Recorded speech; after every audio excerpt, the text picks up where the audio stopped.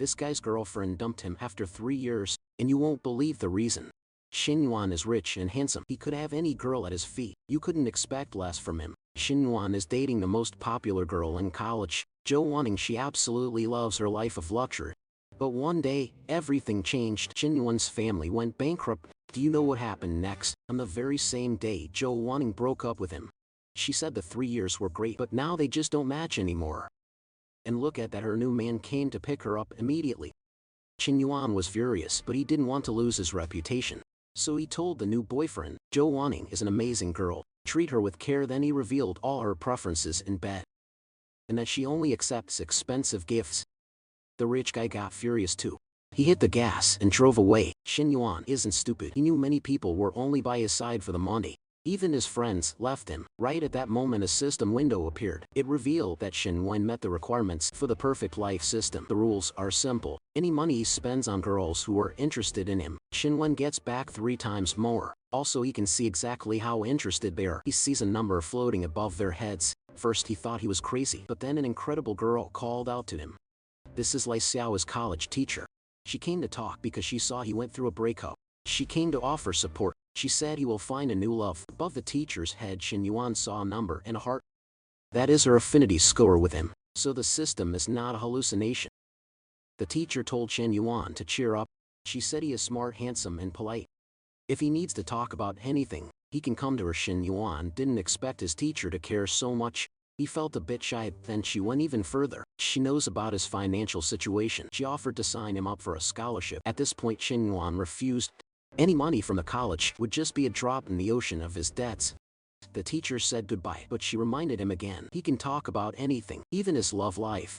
This was the perfect opportunity for Shin Yuan to make his move. He held her hand and he invited her for a drink as a thank you. He goes and buys the milk tea. His balance was 87 yuan. He spends 6 on the tea and receives 18 back. Realizing the multiplied refund is real, his bank statement shows he earned 18 yuan, and his balance jumps to 99 yuan. If his affinity with her stays above 60 and he keeps spending money, he will receive the system's refund. This is his chance to pay off his family's debts. If he uses this right, they will be rich again. Shin Yuan will be back to his old self, or even better than before. However, his current capital is only 99 yuan, and that is far too little. The priority is to secure enough starting capital and find the right girls to spend his money on. He manages to gather 8,000 in gold, 20,000 from loans with the 99 yuan he had. He now possesses a total of 49,000 yuan. To Lee, he is just a broke student, and if he wants her to accept an expensive gift, he must act cautiously. An hour later, he thinks about buying a bag worth 39,000 yuan.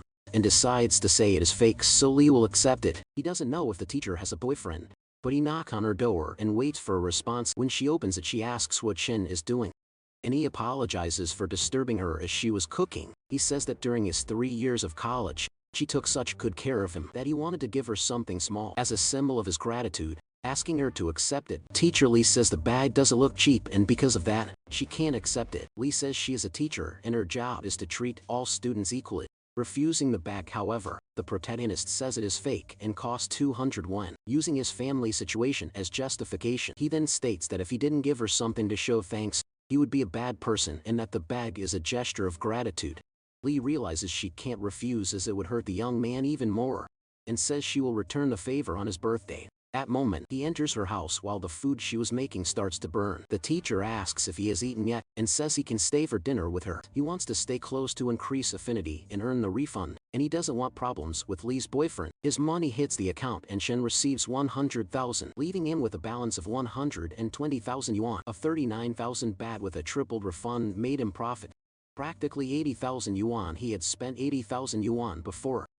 However, he had never earned this amount, this being the first time. Seeing that he did all this alone and while still young is a victory that brings him an incredible feeling. Teacher Lee asked him to sit down and ask what he is thinking about.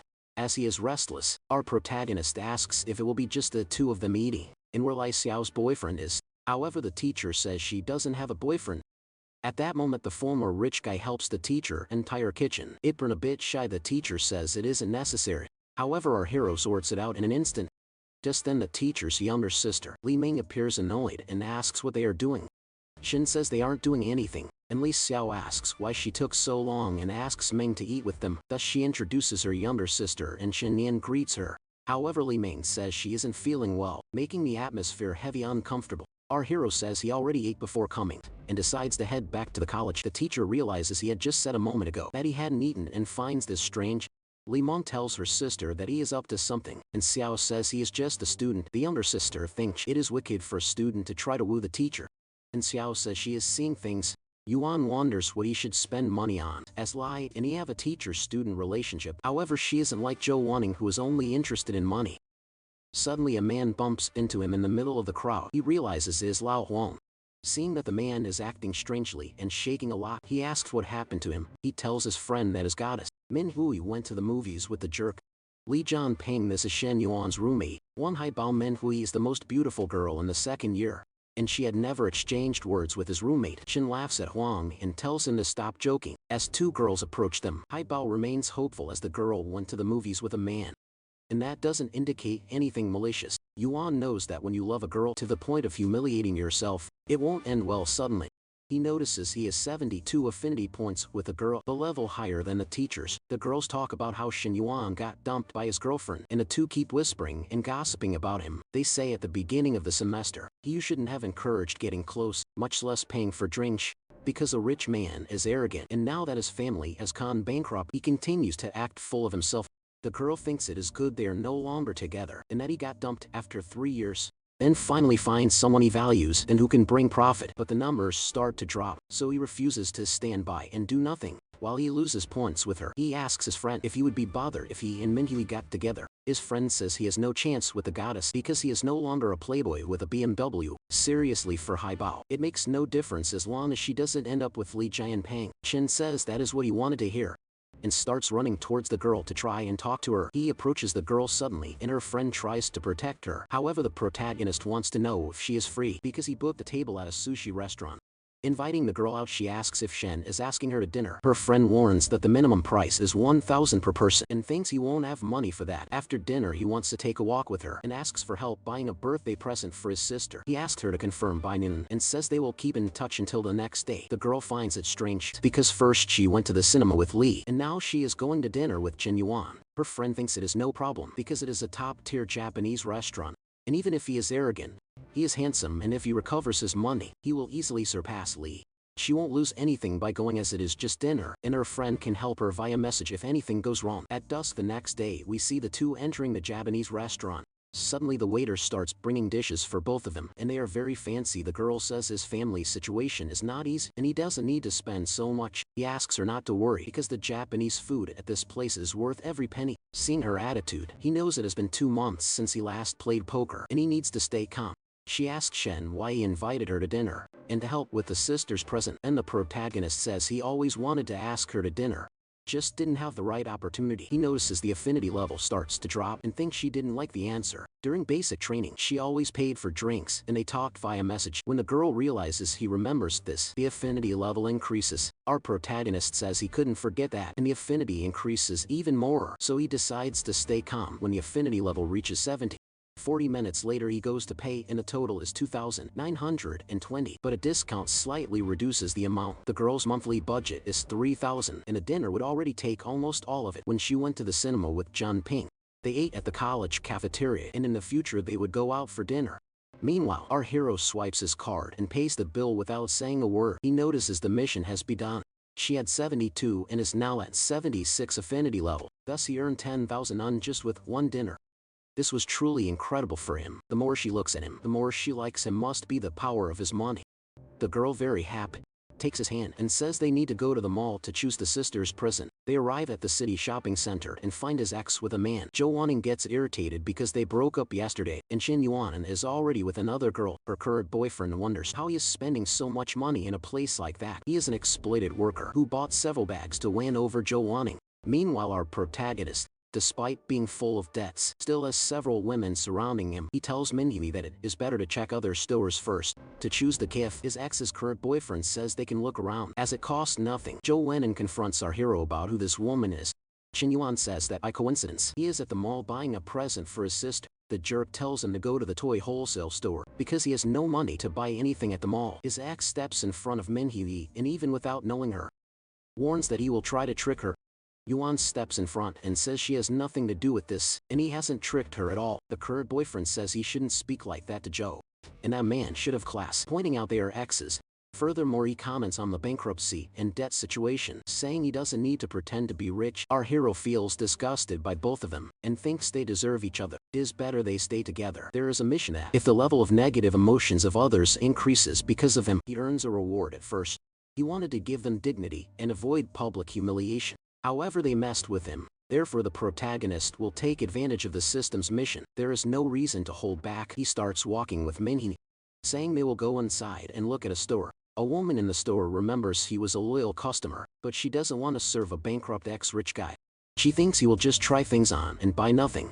However, she is pressured by her boss and goes to serve. Shinju approaches her boyfriend Jun and asks him to pay, and the store attendant goes to her. The colleague in the store doesn't like that. The other one always serves the loyal customers, leaving the problematic ones for her. She wraps the bag, says her taste is refined and that the accessories match her style.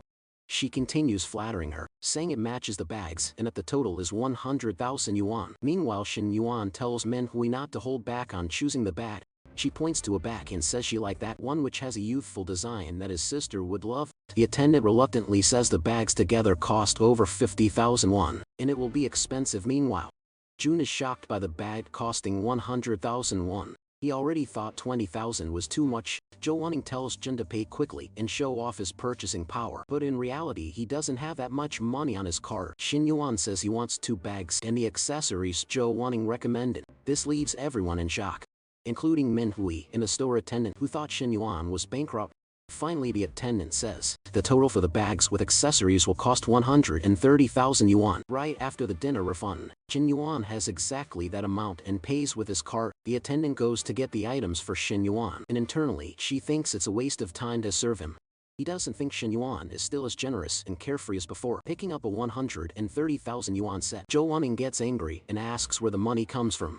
Since Shin Yuan is broke, questions if he took out a loan. Shin Yuan says Joe Wanning can think whatever she wants about him, because it makes no difference. Also, Shin Yuan notices that Jun bought a bag that cost 20,000 yuan, which is nothing for Joe Wanning. Shin Yuan states that a man should be generous because Jun's car must have cost 700,000 yuan. This means Jun should be able to spend more on bags for Joe Wanning. Joe Wanning asks Jun to show his purchasing power.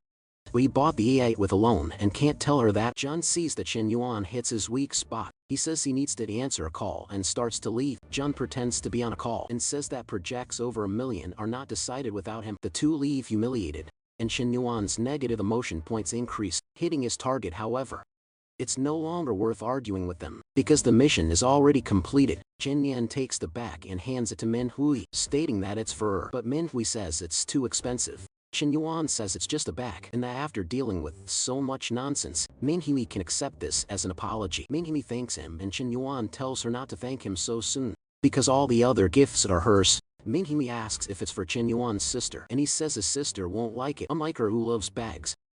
Shin Yuan buys this for his sister. She scolds him for splurging. Therefore, the bags are Manhwa from the start. Manhwa thinks the whole set is too much and fears looking greedy. Shy about the situation, Boy says she can't accept the gift. The protagonist insists and asks her not to worry. After all, it's just the beginning, and they still have a lot of time ahead. He feels bad if she refuses. After saying that, the system shows he completes a limited time mission, receiving 786,000 yen. As an affinity reward, he needs to take care of his money tree, so that the affinity with the girl doesn't drop. He tells her to head back to school because it's getting late. Even though he wants to continue, he knows he can't rush things. He needs to let them happen naturally. The girl finds him different from Li Junpeng, since he didn't mention anything about going to a motel. Li's friends think he did great for getting into the girl's room and winning over the class beauty. No one expected this from Li, and they want to celebrate with a dinner at his place. Jan Yuan hears Li bragging about winning over the girl, and it bothers him. They keep repeating that Li went to the movies with the girl, so the whole school knows. The protagonist tells his roommate that Li's days are numbered and Fang Minhyu won't end up with Li. His roommate, however, thinks Li got more than just a movie date. The roommate says it was Fang Manhwa who refused to go out with Shin Yuan, and that makes it clear she really is with Li.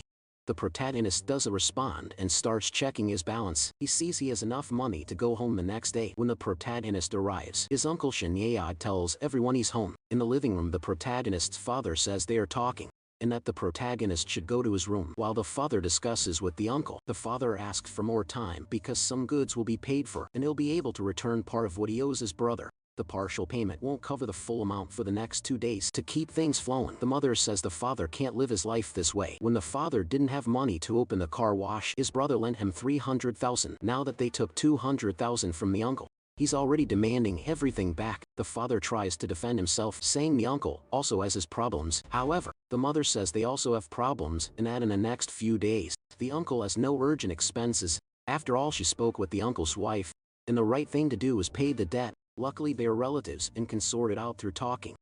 The mother gets angered and says that demanding payment so harshly is a huge ingratitude, because the family helped him in the past. The father suggests selling some gold jewelry and that when he has money again, he'll buy them back. The mother says she doesn't want to hear this talk of buying them back anymore, and that the debts must be prioritized. The system tells the protagonist that a perfect life should have no debts, and his mission is to pay off the family's debts. The reward for this mission is that the moment the debts are paid, he will receive double the amount. This mission came at a good time, and he was already wanting to take a load off his father's mind. All the jewelry his mother received over the years is worth tens of thousands of yuan, so she plans to sell them to pay off a portion of the debts. She also realizes she lost 2 gold rings during the move. In his first year of college, he didn't have money to buy a bag for Joe, so he sold his mother's gold rings. Regretting what he did, he walks out of the room telling his father and mother he has money. His parents say this is no time for jokes and the money he has for food won't help at all. However, he is serious and says he has money in his account. His parents see he has 200,000 when they are shocked and ask where he got the cash. He says the allowance they gave him was always generous, and he invested in bitcoins that appreciated in value recently. He wonders if this excuse will work, as he really did receive a good allowance back then. The excuse works, and his parents are happy as they were saved in a very difficult time. They decide to pay off the uncle's debts, so he leaves their house quickly, telling him to get out as soon as the debt is settled and that the family should speak as little as possible. Chinyayad is hostile towards his sister-in-law's aggressive words. His mother reinforces this and tells the uncle to get out of their house immediately. The uncle is expelled from the house and knows his brother owes almost 100 million, so the uncle wonders how Xin Yuan managed to pay off this debt so quickly, and still as others. This makes the uncle question if his brother's family found some business opportunity and will get rich again after what he did today. Xin Yayad wonders how he will deal with the future and regrets coming to their house. He has reached the initial debt repayment goal and the system will send rewards soon. Xin Yuan receives 400,000 and then another million yuan, making his current balance reach 2 million yuan. Excluding exclusive shopping credits, Xin Yuan's net worth has already surpassed 1 million. He never imagined receiving so much profit in his life. But to completely pay off the debts, Xin Yuan still has a very long way to go. Even if he gave his father the entire 1 million, it wouldn't be enough to pay everything, so he wants this capital to generate more profit and decides to give his father another 200,000. Xin Yan tells his father he didn't withdraw everything and has another 200,000 he can give him. His father says it's better to save it for now, as the other debts are not as urgent. However, his father asks Xin Yan to give him 50,000, and he agrees without hesitation. He notices his father acts the same way he used to when asking for money and thinks heredity is incredible. His teacher returns saying there will be no class that afternoon. Xin Yuan asks the teacher if she is free to have dinner with him tonight as a way to repay her. However, behind the teacher, her younger sister Li Meng appears with an angry expression. This teacher's sister is Xin Yuan's nemesis, and he doesn't want to get involved with her. Xin Yuan remembers he has things to resolve at school and won't be able to do anything that night. At that moment, Xin Yuan leaves. Li Meng, the younger sister, knows the guy has ulterior motives. Teacher says it's just dinner, and even if Xin Yuan has other ideas, she won't accept anything. Xin Yuan feels a huge sense of satisfaction when he remembers his old life. He has special credit to buy a car, and not using it would be disrespectful to the system. So Xin Yuan texts Fang Minhui asking if she's free to check out cars. Fang Minhui's friend says that if the two of them are choosing a car together, it means their relationship progressed quickly. The friend starts hinting that Fang Minhui won't be back at the dorm tonight, but Minhui says they aren't even together. Yet her friend says Fang Minhui is very lucky because Xin Yuan is handsome and rich. An hour later, Xin Yuan and Fang Minhui are in front of the forest dealership. The store attendant asks Xin Yuan if he has any specific car model in mind they want to look at. However, a man recognizes Minhui and asks what she's doing there. It's Qin Yang, the high school senior who tried to win Minhui over in the past. Qin Yang asks who the man with her is. and Shin Yuan introduces himself as Manhwa's colleague. Jin Yang asks if Shin Yuan has any car model in mind, and Shin Yuan says he wants some information. Jin Yang says Shin Yuan can feel free to look at the models on display, or come inside and sit down. Shin Yang knows the basic M9 version costs 500,000 and 600,000 with fees. He thinks Shin Yuan came here with Manhwa just to act rich, and probably doesn't have money to buy a car. Shin Yang also notices that Manhwa is still very beautiful, and it's no wonder he chased after her so much in the past. Now Shin Yang is different because he earns 10,000 a month, making him one of the dealership's top salespeople. He thinks he's a great catch for any girl and asks if Manhwa is free to catch up. However, Manhwa says she already has other plans for tonight and refuses. Meanwhile, Shin Yuan gets into a car and wants to schedule a test drive. Shin Yang gets annoyed because he thinks Shin Yuan interrupted his conversation with Manhwa and that he doesn't have money to buy the car. Shin Yang says the test drive car was taken by the boss and there isn't one available right now. Shin Yuan isn't new to this. He saw an M9 at the store entrance and knows a test drive can be done. He arrives at the reception and asks to be redirected to another salesperson because he wants a test drive. Sales consultant Chen appears and asks how she can help Shin Yuan. Shin Yuan feels intimidated by the sales consultant's presence. He's very beautiful. The boss asks Shin Yang why he let Chenna take his client. Shin Yang is too lazy to waste time and wants Chenna to waste her time with Shin Yuan.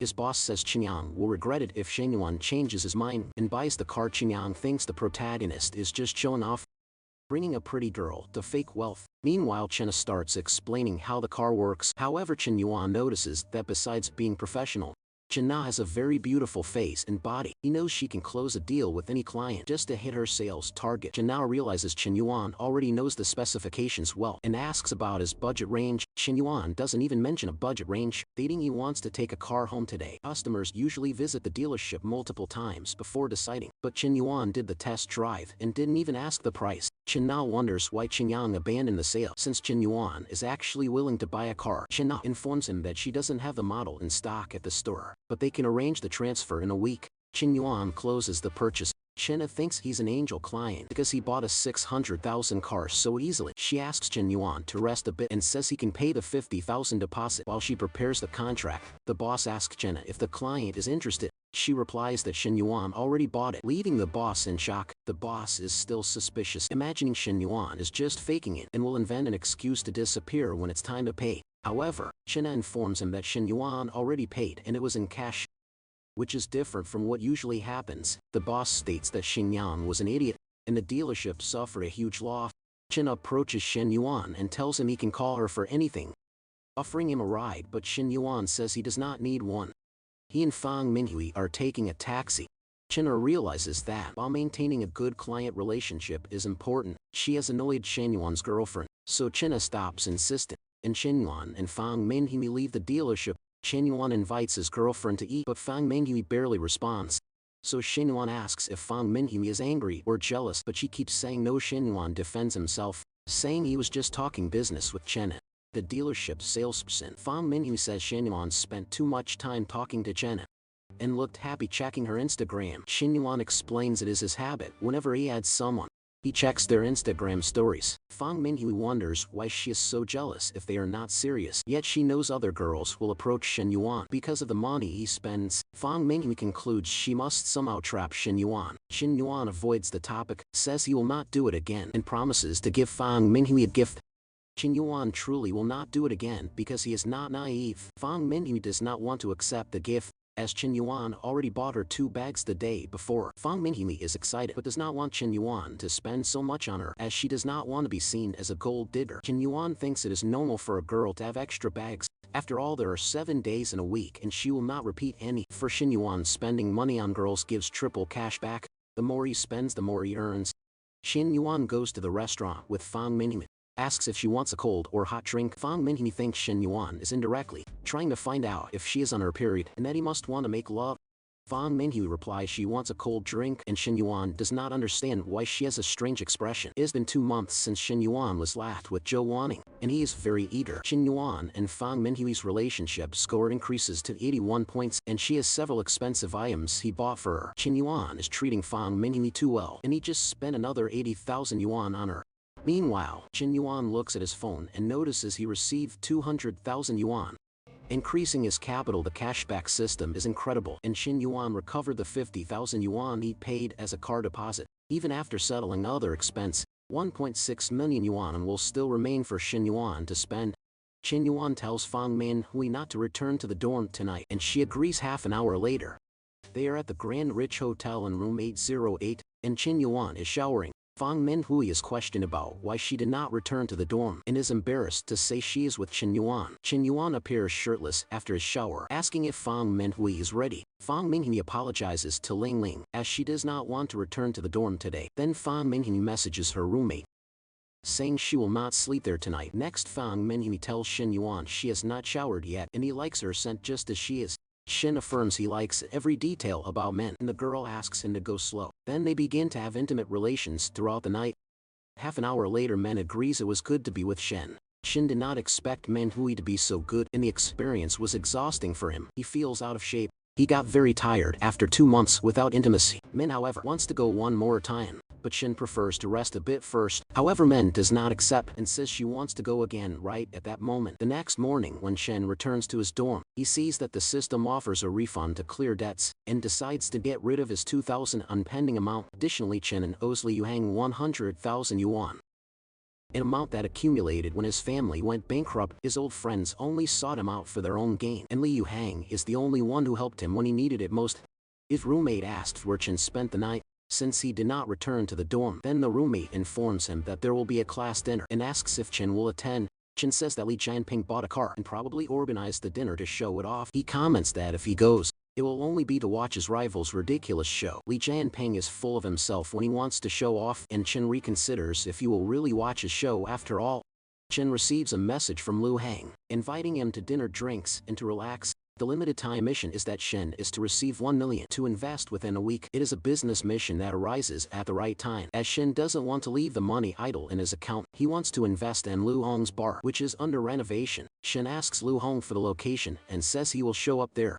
They go to the Nanjing restaurant and a private lounge. There, Lin Guangyao asks if they are waiting for Lai Xiao, and says he is hungry. Seheiji asks if the big shots have arrived yet, and Xiao Jun says that important people are never late. Then Lu Hang says there are fruits and snacks on the table, and that they are waiting for Shen Yuan. Those present ask if Shen isn't the man whose family went bankrupt, and who should no longer be part of their social circle. Li Yuan says he is paying for everything today, and that the money is not Z's, so he has no right to complain. Since Shen is a longtime friend, they must wait for him. Everyone gets annoyed at having to wait. The woman next to Lin complains that he doesn't want to be her boyfriend, but keeps trying to seduce her. The man in the suit says his girlfriend got stuck in traffic and will arrive in 10 minutes. Lin's cousin's family has always depended on his family, and if it weren't for them, they wouldn't even be at this meeting. He doesn't know what luck he has to get such an incredible girlfriend. She is a temptation in the office, one that no man would resist. After all, she only wears short clothes. And since the cousin and she aren't even married, he wants to try to win the woman over. At that moment, Shin arrives in worn-out clothes, and Lu Hang asks why he arrived late. Shin says that the traffic is horrible, and that the driver took the worst possible route.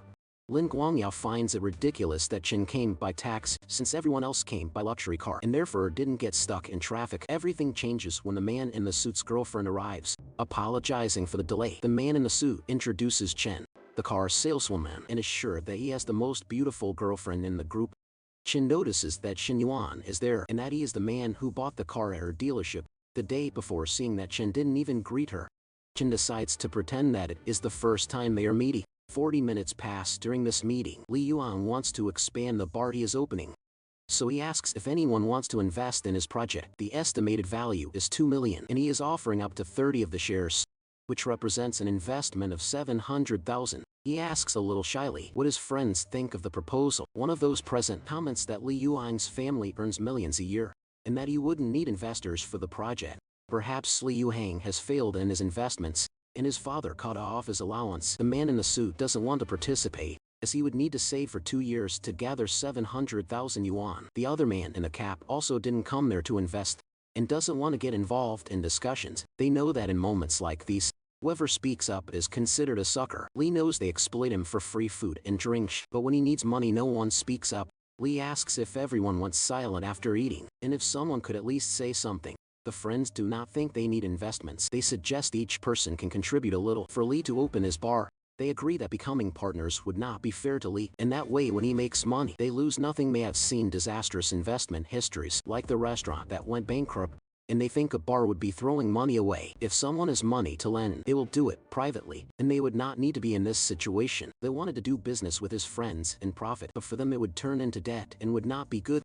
Lee underestimated his friends, and Lin quickly turns the topic into a loan request. Lin justifies himself, saying a loan is different, and if no one is interested, he will drop the subject that a friend thinks talking about investment and partnership makes no sense, and they should just keep having fun. Shin has already seen their true faces when his family went bankrupt, and Lai should not put his hope in them. For Shen, they are all parasites who squander money because of their families. Lai's then Shen Yuan offers to invest the 700,000 Wen Lei is asking for. Lin thinks Shen Yuan should not do this, as it is not the first time he tries to show off. The friends tell Shen Yuan to cool his head, because Lei Xiao has no patience for nonsense. Ji Heiji says Shen Yuan should act according to his capabilities, and know when to be quiet. They even offer Shen Yuan a round-trip taxi, mocking him for being poor. Chenna finds the others' behavior strange. Since Shen Yuan bought a 600,000 yuan car yesterday, she finds it strange that the friends interfere in the 700,000 yuan investment matter. Before Chenna can act, Shen Yuan has already sent the money to Lai Xiao's account. Lai Xiao is in shock when he opens his phone and sees the money has actually been deposited. Lai Xiao shows his phone to the other friends, who are shocked by the transfer amount. Seeing the situation suddenly change and that Shen Yuan really sent 700,000 yuan. One of the friends asks Lai Xiao what the message says, and Lai Xiao gets nervous and decides to go home. Jeiji asks his cousin what is happening, and the cousin tells him to leave because his uncles are looking for him. Jeiji does not understand, as he has not received any message from his uncles. The Heiji notices his cousin is clueless and it is not worth arguing. However, it bothers him that Shen Yuan has money and needs to put on a show to steal the knight's attention. The cousin in the cap questions why Lai Xiao suddenly changed his attitude, and sees the message. The cousin decides he also has things to sort out at home and leaves. After seeing the bank account, everyone else slowly leaves, embarrassed by what just happened. Li Xiao asks what is happening, why everyone is leaving, and Xia Heiji also leaves. Shi Heiji asks Chenna how she knows the money transfer is real. Chenna reveals that Shen Yuan went to the dealership and bought a car with cash. Shi Heiji is shocked and thinks it is a lie, but Chenna can prove it with the purchase contract. Shi Heiji does not criticize Chenna for this, but since she knew Shen Yuan was rich, she could have told him right away. However, there will not be a next time because Chenna breaks up with Sei Heijin, realizing what kind of person he is. If Liu Hang knows Shen Yuan is so rich, he would not have even organized this gathering. This shows Lei Xiao that those guys are worthless and untrustworthy. Lei Xiao asks about Shen Yuan's idea for the bar and decides to participate in the planning, even if just a little, for the next 30 minutes. Shen Yuan discusses the bar's decoration, style and operation with Liu Hang. Liu Hong agrees that Shen Yuan did not waste his time in college and has a good business vision. Shen Yuan calls this commercial talent and says they should have a manager to supervise the place every day. An hour later, Shen Yuan messages Min, the woman from the dealership, asking if she is free. Min reads the message and finds it a bit strange. Shen Yuan wants to expand and maximize the refunds, and Min is the source of money for this. He invites her to a restaurant on the 4th floor of the mall, also because he finds her very beautiful. The next day, Min waits for Shen Yuan at the restaurant. She wonders if she arrived too early as Shen Yuan is not there yet. The manager appears and sees Min wearing her store uniform. Wanting to use this opportunity to flirt, Manager Zhong tells the employees to find somewhere else to eat. After all, he has things to do. The employees wonder if Chenna will give Manager Zhong the time of day. They find it strange that Chenna came to eat at the restaurant alone, and that possibly she casually planned for Zhang to see her and sit with her. The employees find it strange and question who Chenna would have arranged a casual meeting with. After this, boss Zhang approaches Chenna asking if he can sit with her, but she rejects him. Zhang thinks Chenna is playing hard to get when she says she is waiting for a friend, and he states he is her superior. Zhang insists they should eat together because of this, but Chenna says he already has a family and should keep his distance. Sun says it is easy to solve this and decides to ask his wife for a divorce. Meanwhile, Chenna's ex, Shi Hiji, thinks she rejected him for another man and gets furious, seeing he lost to the chubby Sham. Sia Heiji boasts he earns 400,000 a year and owns a 300,000 car. Sia Heiji storms into the restaurant crying, accusing Chenna and Zhang of having a secret affair behind his back. A furious Sia Heiji claims he does not know who Zhang is. Chenna asks Shi Heiji what he is doing. Shi Heiji punches the manager in the face. Shi Heiji and Zhang start fighting and hitting each other, while Shen Yuan watches the scene. Completely confused, Shen Yuan sees them fighting over an affair that never even happened. Especially since Zhang did not deny anything. Shen Yuan takes Chenna's hand and leads her away to a quieter spot. Chenna explains she was with Jiheji for only 2 weeks, and during dinner she realized he has a bad character. Chen Yuan thinks it is better to discover someone's true nature sooner rather than later. Zhang, who is assaulted and is Chenna's boss. He worries about how he will treat her at work now that he was beaten up. Chen Yuan believes such a boss does not deserve Chenna's work and suggests she change jobs. Chenna finds changing jobs difficult as she would have to regain years of clients and start over. Chenna grew tired after years in sales and wants to switch fields, opening a small cafe. However, opening a cafe costs 300,000 upfront and Chenna does not know when she will get that amount. Chen Yuan tells Chenna not to worry about the money, because she will have an initial investment. Chen Yuan just secured 300,000 from exclusive investment funds. Laughing, Chenna thinks it is a joke, and says she would quit to work for such a person. Chen Yuan tells Chenna to quit because he will invest in her cafe, and she will work for him. Chenna is shocked and her affinity points rise to 64. Chen Yuan worries about not gaining Chenna's affection, but a new source of money just appears. Chenna asks if Chen Yuan is serious, and he questions if she wants to work for him. Chen Yuan says that once the cafe is operational, he will pay 12,000 a month and provide a car if it succeeds within 3 months. With no sales pressure for 3 months, Chenna would earn a car with an annual income of 300,000 yuan. Chenna thinks Chen Yuan is playing to keep her close and trap her. Chenna says it is not worth doing this for her, and even if the conditions are tempting, she does not want to be trapped.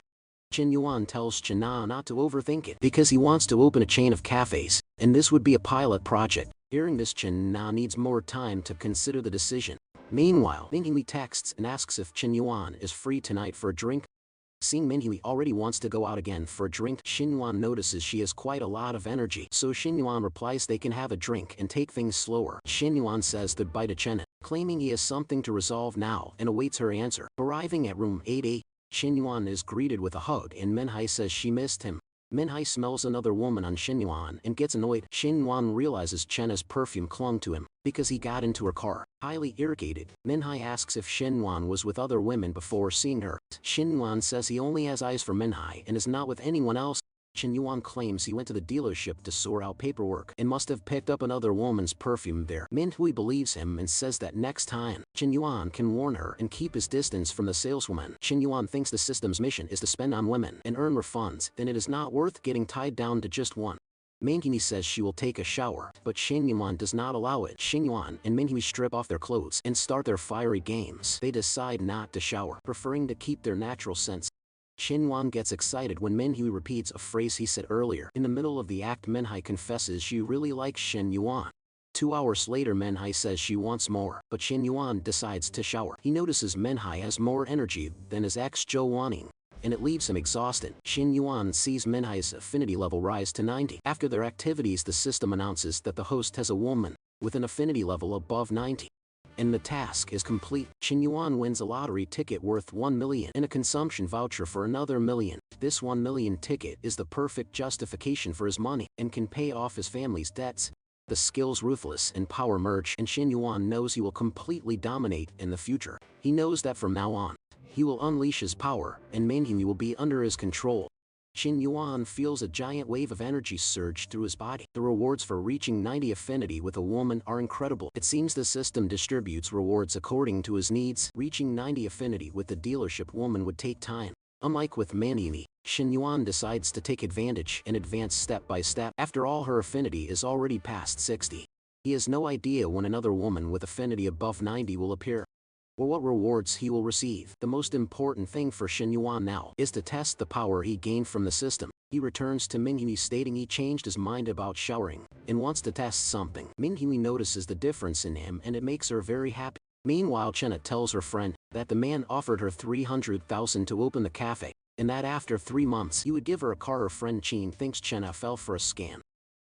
Chenna thinks not, because he actually bought a car cash from her. Chen asks how old he is because dealership buyers are usually old. Chenna says he is only 21 and finds it strange that he is so young and already owns a luxury car. Spending 300,000 for her to open a shop and giving her a 200,000 car while being handsome, Chenna's friend thinks he wants her. Even if he is 5 years younger than her friend encourages her greatly anyway. However, Chenna says he has a girlfriend. Chenna's friend thinks that even if he were married, it wouldn't matter and she could easily take the girlfriend's place. However, Chenna is shocked by what her friend says. Her friend says that if Chenna is so indecisive, He could pass this millionaire to her, and she would handle everything in her plate. But the friend has a boyfriend and says that if she had a man to support her, she would become single instantly. At that moment, the friend's boyfriend arrives home and they stop talking. Chen now becomes thoughtful about Shin Yuan and what to do now. 30 minutes later, Minhai asks Shin Yuan why he is so different and stronger. In just over 40 minutes, they went twice and it impresses her. Then Shin Yuan asks if Minhai liked it and if she wants to go again. Minhai is surprised and asks if he can still handle it. Shin Yuan wants her to take control. Minhai states she doesn't know and Shin Yuan says she can learn by doing so. They continue their heated games and a day passes. Next day, Minhwa returns to the university while Shin Yuan prefers to sleep in. As soon as he wakes up, Shin Yuan checks the lottery ticket the system gave him. He sees that the blue and red numbers are correct, totaling 6.8 million yuan. Shin Yuan jumps out of bed knowing he won all that money and decides to tell his father. After all they suffer for years with the family's bankruptcy, and he rushes to tell his parents.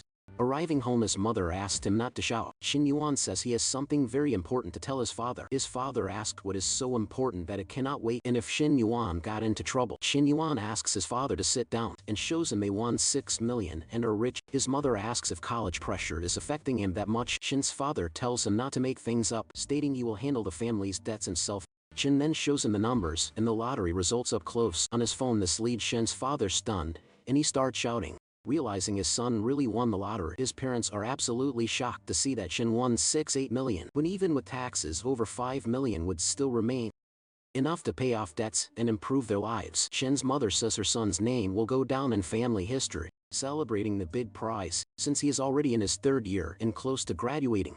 Shin decides he wants to open his own business. Shin's father says it is not easy to start a business, but he should explore opportunities. His father adds that Shin could manage alone with the money he won, but advises him to set aside a portion for safety. Shin replies that he will only take 1 million, and the rest is for his parents to use as they wish. His parents agree, stating they will always be by Shin's side. Elsewhere, the manager calls Shin Nan into his office to show her what her ex-boyfriend did to his face. Shin Na explains that she broke up with him a long time ago and has nothing to do with the fight. If Seiheiji is injured, it is his own fault. The manager insinuates that Shin Na is not being truthful, as the man would not have been beaten without reason. Shin realizes the manager is trying to use the situation to win her over. She reiterates that she had nothing to do with the fight, explaining she was on a date with a friend when he insisted on showing up. Manager Jean Men suspends Chenna from customer service for a month, claiming she left work and abandoned clients. Jones says that once she reflects on what happened, she can return to the office. Chenna argues that she asked for his permission before leaving. Joan replies that he is the general manager of the store and calls all the shots. The customer service suspension means Chenna will lose her commissions and have a very low salary. Annoyed, Chenna calls the manager mediocre and says the job is horrible. Announcing she wants to quit, Sean advises her not to rush and to think carefully before making that decision. He mentions that even though Shin Yuan is young, he is different from others and acts very calmly. John suggests that no matter what Shin Yuan wants to do, working with him would already be a better opportunity. Sean, however, turns her back and says she will not think much quitting on the spot. An hour later, Chenna sends a message to Shin Yuan. She says she is ready to leave the store and asks if Shin Yuan's promise from the previous day is still valid. Shin Yuan congratulates her for leaving the bad job and asks her to start looking for locations for the cafe now. Shin Yuan wants to find another project for the 300,000 remaining from the investment mission. He decides to go find his teacher to talk with her.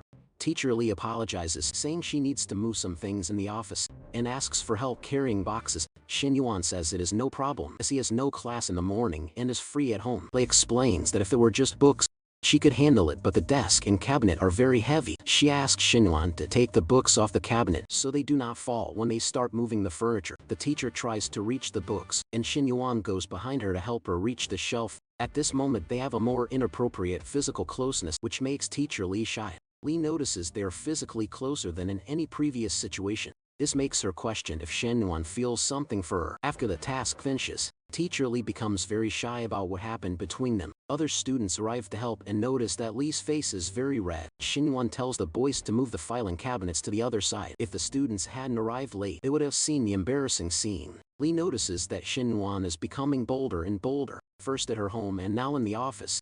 However, this excites her, even though she knows it's wrong because he is her student. At that moment, Lee's feelings increase and her affinity with Shin Yuan goes up to 71. Shin Yuan intends to visit her more often to increase this affinity and strengthen their relationship. On Saturday near the college gate, Two girls talk with John Peng about him buying a 200,000 car in cash. John Peng drives a BMW at the college and girls line up for him, with Fang being the only one who refused him. John Peng says that many people don't care about luxury cars, and the gold digger girls respond that those people are crazy. At this moment, Shin Yuan gets distracted seeing Chen Na with her exuberant beauty. He finds her curves very beautiful and would easily date this woman. Suddenly they notice a luxury car parked at Yahello leading M9 model. They realize that Shin Yan is driving the car, which leaves them surprised. John Peng thinks Shin Yan's family is bankrupt, wonders how he owns such an expensive car. John Peng gets even more irritated seeing Shin Yuan approaching Chenna, the woman he is obsessed with. Chenna says the cafe owner just sent a message and will arrive any moment. Shin Yuan comments to Chenna that the car is good to drive. John Peng gets furious because Shin Yuan, who he thinks just ended a relationship, is already flirting with a girl. Lin Yuchang, the cafe owner, is late because she picked up her son from school and apologizes. Lin Yuchang shakes Shin Yuan's hand and comments that he is very young, just like everyone there in their 20s. Lin Yuchang asks for 300,000 to sell the cafe, which has a good customer flow because it's near the college. Shin Yuan, who has the amount to invest, offers 250,000. Lin Yuchang asks for 270,000, but she considers that if she doesn't sell now, she might not find another interested party. Shin Yuan intends to pay in cash, close the contract that same day, and transfer the amount. He says that if they sign the contract, he will send the 250,000 immediately. Lin Yuchang asks the waitress to show the place to the new owner of the establishment.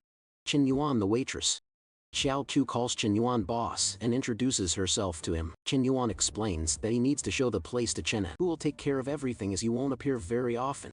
The two college girls find it absurd that Chen Yuan closes a 250,000 deal in a few minutes. This makes John Peng his college rival even more irritated that Chen Yuan has so much money and a beautiful woman by his side. Suddenly Lin Yuchang, the former cafe owner, receives a call and stands up to answer it. Chen Na thinks that Lin Yuchang is the wife of Zhong, the man who fought with Z, her ex-boyfriend, at the restaurant. Zhong has a beautiful wife. He uses his position to harass female employees. Chen Na has records of conversations with boss Zhang's threats and thinks about exposing him to get her salary. He considers telling Zhang's wife as she is a good person, and Chen Na fears Zhang might hurt her. However, Shin Yuan does not find this action appropriate because the records will become public, and Zhang will know who exposed him. A 40-year-old man unemployed and with a family to support do something terrible because of it. Chen Yuan promises to take down Zhang in a way that does not affect Chen. Chen Yuan transfers the money to Lin Yuchang. Additionally, he transfers 50,000 to Chen. With 24,000 allocated for her salary for the first 2 months, Chen Yuan uses 1 million from the exclusive investment funds and completes the task. His investor level rises, and he receives 10 million in investment funds to expand his business. The reward is a tripled income, and the second reward is a mysterious business branch. Now Chen Yuan has a lot of money to invest in a mysterious business that will emerge at some point. Lin Yuchang receives the payment and says it was a pleasure working with them both, hoping to see them again. Chen Yuan feels Lin Yuchang's soft touch and charm. The married woman at this moment, Chen Yuan already starts having some improper thoughts about her, saying they will definitely see each other again. An hour later, Chen Yuan takes Chen Na to a restaurant. Chen Na says the restaurant is expensive and asks if Chen Yuan frequents the place often. Chen Yuan replies that he does not come here often, but it is a special day to celebrate their partnership. Chen Yuan looks closely at Chen Na and realizes she is irresistible, and any man would feel the same. Then Chen Yuan asks Chen Na to sit beside him at the restaurant and pulls her closer. Chen Yuan says he spent 300,000 on the cafe and every month needs to pay 12,000 in salaries, so he wants to recover his investment. He continues saying there is no love or effort without reason. After all, profiting from a cafe and paying the bills is difficult. Chen Yuan states that all he has to offer is this. Chen Na complains when he touches her because the waiter is nearby. Chen Yuan assures her that the waiters do not serve that quickly. 10 minutes later, he has already finished his game. A waiter announces that Chen Yuan's dishes are being prepared, and he stops what he is doing. Chen Yuan tells Chen Na to try some sushi, which is the house specialty. Chen Na finds him handsome and cool, but his only flaw is being a scoundrel. As he dates and cheats on his girlfriend, there's no point thinking about it, as Chen Na has now embarked on a point of no return. 40 minutes later their dinner ends, and the bill exceeds 2,000 yuan.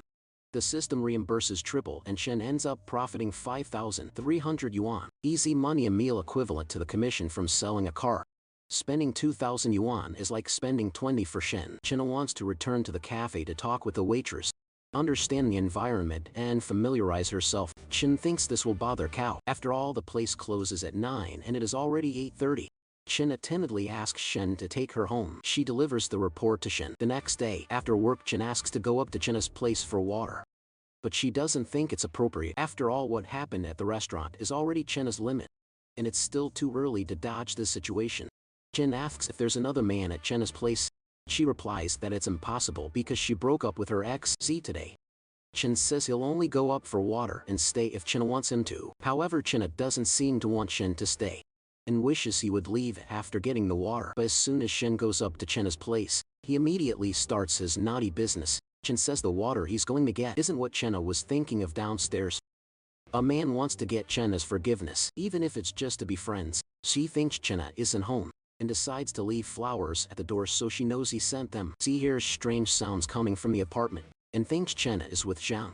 Her boss starts banging on the door, angrily telling Zhang Xian to get out of Chen's place.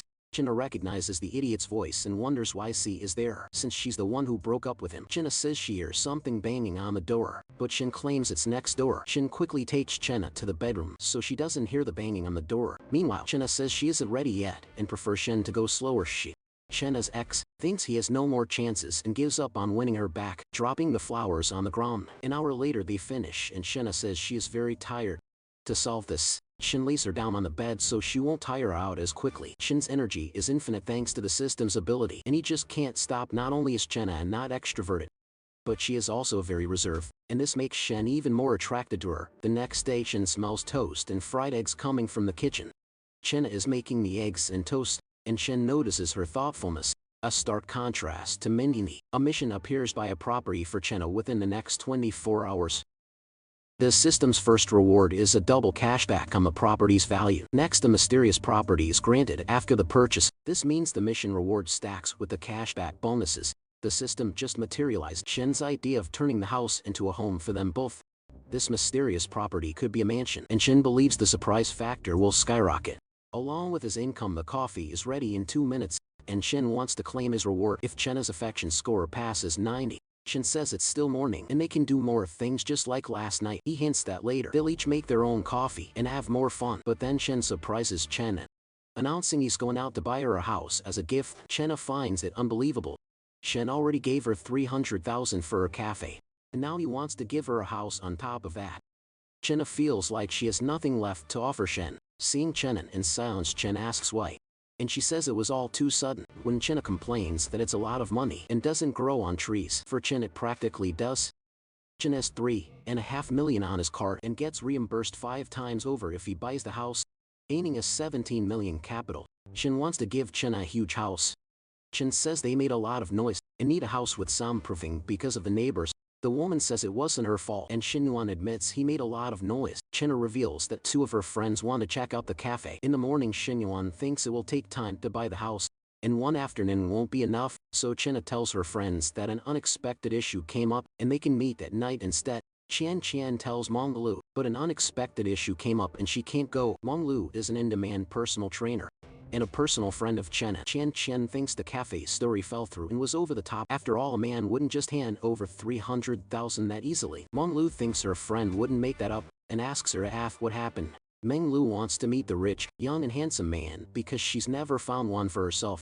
Chen is stunned because the reason Chen Na isn't going is that her boyfriend is going to buy her a house. Buying a house is a huge responsibility, and Xin Yuan is spending almost $1 million on Chen Na without really knowing her. Menglu wants to meet Xin Yuan because this type of man usually has more than one woman. Menglu wants to go to the real estate agents to help them choose the house and flirt with Shen Yuan. Chen thinks it's better they share this opportunity instead of letting just one of them take advantage, so Chen asks for the address, and 40 minutes later they arrive at the Songhu real estate agents. The smallest apartment in this place costs over $1 million, and Chen Yuan is going to spend that on a mistress.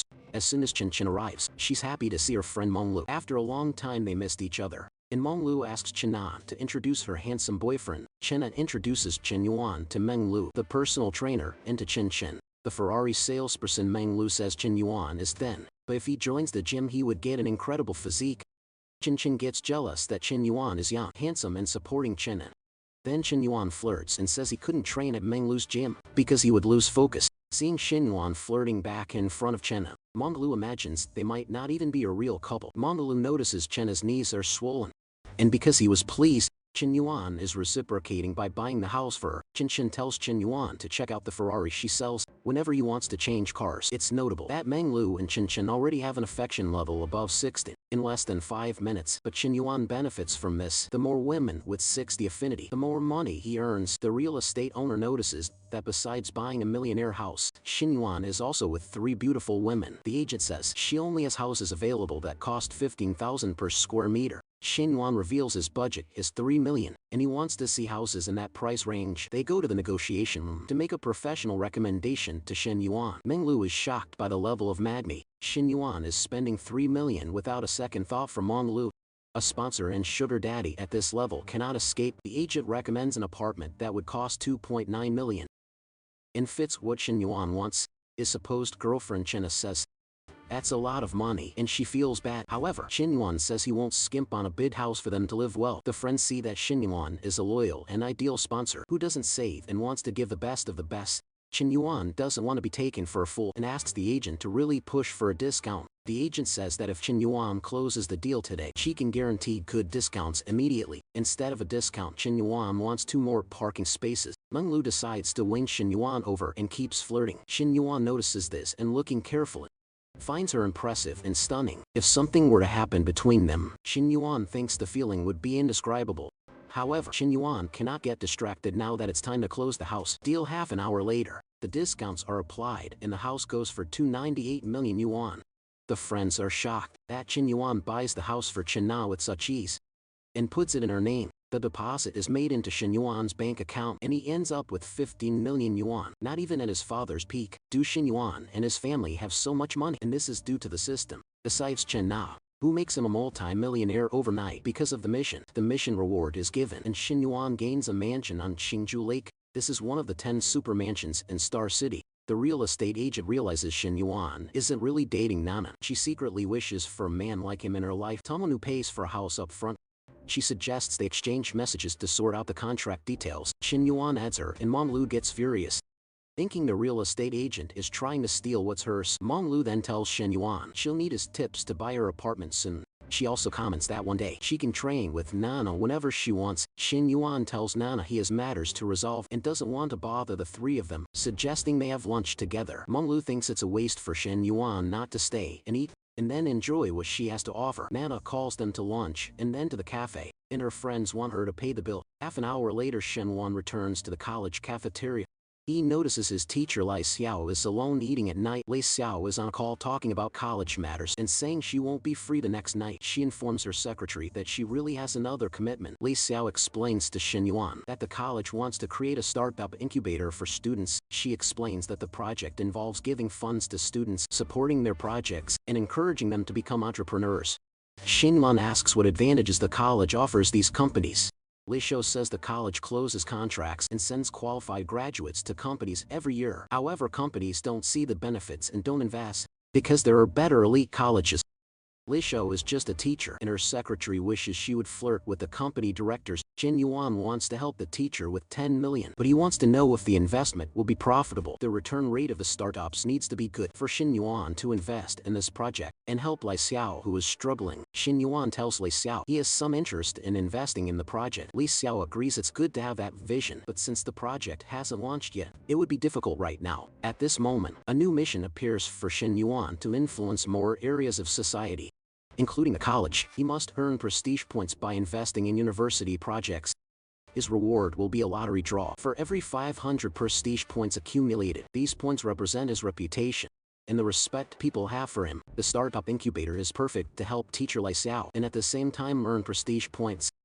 Chen Yuan spots a perfect opportunity to invest however he wants. He wants to invest in the businesses of his younger and older female classmates at the university. This will boost his prestige and affinity, plus make him a lot of money. Xin Yuan asks Lai Xiao if should someone or a company invest, the professors or the students themselves would do the evaluation. Li Shi replies that the university evaluates the students, but they haven't found any investors yet. Then Shen Yuan proposes to invest. As long as he can choose the students who receive the funding, he shows his bank account to Lai Xiao, who had doubted his money. After all, Xin Wen's family had gone bankrupt. Lai Xiao is shocked by the 15 million balance and asked how he has so much money. Chen Yuan replies that before his family's bankruptcy, he invested in cryptocurrencies and made money on his own. Teacher Lai Xiao is surprised because Chen Yuan is a multi-millionaire. Student Chen Yuan suddenly arrives and tells Lai Xiao to come with him. He guarantees that in the future they will live a luxurious life full of travel. Lai Xiao tells him to think carefully about the project, because university incubators rarely make money. Chen Yuan is aware, however, he wants to give back to the growth of the university, which was important to him. Teacher Lai Xiao sees that Chen Yuan is serious, and wonders if he did the same when he called her to go with him. However, because he is her student, Lai Xiao feels ashamed of herself for having considered being with him. Chen Yuan tells Lai Xiao to think carefully about the luxurious life they could have. In the afternoon, Nana sends a message and a photo of the coffee shop to Chen Yuan. Nana tells Chen Yuan to try the coffee she made, and Chen Yuan replies that he immediately noticed it's bad, and he will teach her how to make it. Some people told Xiao Yi that Chen Yuan had gone bankrupt and was no longer rich, so she shouldn't keep thinking about him. Xiao Yi is Chen Yuan's classmate in international trade. The girls laugh at Chen Yuan, thinking he works part-time to pay for college. One of the girls boasts about having her dinners paid for by a rich man, claiming that dating Shen is a loss. They start to speak more quietly. When Shen approaches, the girls think he is going to work part-time at a restaurant. Because of the time, they decide to follow him to see where he works. One of them asks if Shen had disappeared because of a formal job, and they suggest going there to support him. Shen decides to play a trick on them and says he works at a coffee shop, inviting them to check out the place. The three girls Shen brought are shocked by Meng Lu and Chen Na's beauty. As soon as they arrive, Meng Lu and Chen Na confront Shen about his commitment, and they notice the three girls he brought. Shen explains that the three girls just got off work and want some coffee. He asks Xiao Qiu to serve the girls and put the order on Shen's tab. The waitress serves the girls, telling them they can sit down and place their order. The girls realize Shen Yan owns the coffee shop because Xiao calls him boss, but suddenly the three girls decide to ditch the coffee and leave. The three girls feel tricked by Shen Yuan, who owns the coffee shop and is surrounded by women. Wang Lu asks why they left, and Shen says they were intimidated by his beauty. Wang Lu tells Shen to get serious and stop being so cheeky. Shen flirts with the waitress who made him a sweet coffee. Wang Lu finds Shen's pickup lines super cheesy and old-fashioned, but it sounds different when a rich, handsome guy says to Meng Lu calculate Shen's body mass index. Noting he's 180 tall and weighs 72 kilos. Shen says he lost weight because he's been doing a lot of physical activity lately. Meng Lu understands what Shen means and finds it shocking he says it in front of everyone. Meng Lu says Shen needs a few more kilos of muscle mass. Basically, Meng Lu is trying to convince him to join her gym to hit her sales target. Meng Lu says she needs to leave because it's already past 4 in the afternoon and she has class. Chen is tempted by the personal trainer and plans to win her over soon. Next, Chen tells Nana to go up to the second floor because they need to train. Jen says she'll find out once they get there, and that these are skills that need extra practice. However, Nana says not in this place and at this moment, because there are people around. But that only makes Shen even more eager to go for it with her. The two start kissing, and the waitress, Xiao Chu, watches everything, embarrassed at this moment. Xiao Qiu closes the establishment's door when she hears strange sounds coming from the second floor, but Meng Lu appears, asking Xiao Qiu to open the door because she forgot her bag inside. Meng Lu tells Xiao Qiu to open it now and stop stalling. As soon as Xiao Qiu opens it and Meng Lu enters, she hears moans and vulgar sound. 10 minutes pass, and Meng Lu is shocked they're doing that in broad daylight. Meng Lu finds it strange because Shen Yan looks thin, yet he has so much strength and vigor. Meng Lu finds him interesting and purposely shouts to Xiao Chu that she's leaving. Nana knows her friend Meng Lu definitely walked in on that scene. Shen thinks scenes like this need an audience, and he figures Lu heard everything from downstairs. Teacher Li's secretary Lu questions if student Shen Yuan really wants to invest in the incubator. He asks if Shen has the funds for it and if Teacher Li checked his assets. Teacher Li says she didn't believe it at first, but Shen actually has 10 million available. In shock, Secretary Lu asks if the money belongs to Shen or his family. Teacher Li says the money is under Shen's control, and he can use it freely then. Secretary Lu tells Chen Yuan to come to his office personally to hear the proposal. Teacher Li asks Secretary Lu to treat Chen with more respect, because even if he's a student, he'll become an investor. Secretary Lu wants to put him in his place and insists they call Shen to the office. Now in the middle of the act with Nana, Chen answers Teacher Li's call. Hearing the situation, Shen understands everything. She says Chen Yuan knows the school's stance isn't right, and that they want to control him until he gives in. Over the phone, Chen Yuan tells the secretary he's busy, and will schedule the meeting for another day. Just as the secretary is about to yell, Qin Yuan hangs up on the man. Secretary rages because Qin Yuan hangs up on him and disrespects him. But the project is urgent and has been stalled for a long time. And Secretary Kong faces the heat for it. The secretary asks Teacher Lai to invite Qin Yuan to dinner, since he has the money to invest, considering it a good idea. Teacher Li sends a message to Qin Yuan. Qin Yuan realizes the negotiation is in his favor when he hears about the dinner, and wants to secure total control. At that moment Nana says that if Qin Yuan is busy, they can schedule the dinner for another time. Qin Yuan finds Nana an incredible woman, because she takes care of him in an extraordinary way. Then Qin Yuan receives a call from Hui Men, who asks if he wants to go for a walk. Qin Yuan thinks it is an invitation for something more interesting than just a walk. However, Huimin is on her period and Qin Yuan understands that this is why she has not appeared lately. Huimin says that if Qin Yuan really wants to, it is not impossible to do those things either. Immediately Qin Yuan stands up and says that Huimin's health comes first, and that he will pick her up at the dorm. He tells Huimin to take care and that there is no rush, because the important thing is that she is well. Huimin hugs and kisses him, saying that he is very cute and caring. At that moment Huimin's affinity goes up to 91. When Qin Yuan asks what they are, Huimin wants to know if they will have an official title. After all, they do everything a couple does. Qin Yuan sees this as a dangerous question and notices that Huimin likes him a lot and is in love. Then Qin Yuan affirms that they are boyfriend and girlfriend, and Huimin becomes extremely happy. Next, Huimin asks if she is his only girlfriend, and Qin Yuan says obviously yes. Qin Yuan says that the others are not girlfriends, they are just his cute lover.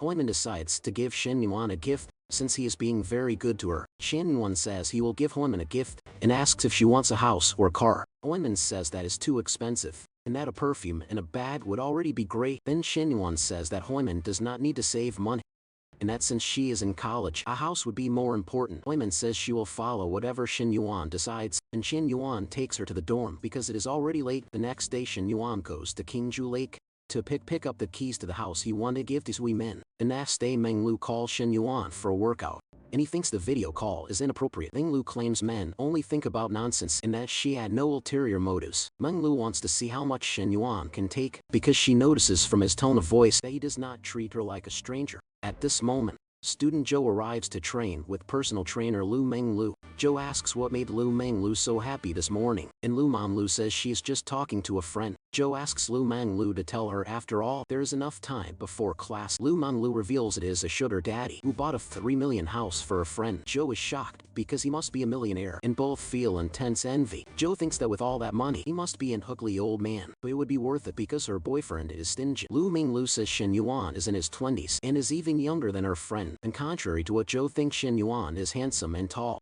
Joe thinks Lu Meng Lu's friend is too beautiful to have snagged a man like that. However, Lu Meng Lu says she and her friend have similar bodies and different strengths. At this moment, Qin Yuan and Lu Meng Lu talk about him going to the lake to pick up the house keys, and Lu Meng Lu offers to go along. Lu Meng Lu says Qin Yuan can pick her up at the gym and they will go to the lake together. Joe notices Lu Meng Lu is more excited than before, and Lu Meng Lu cancels the class and will refund her double.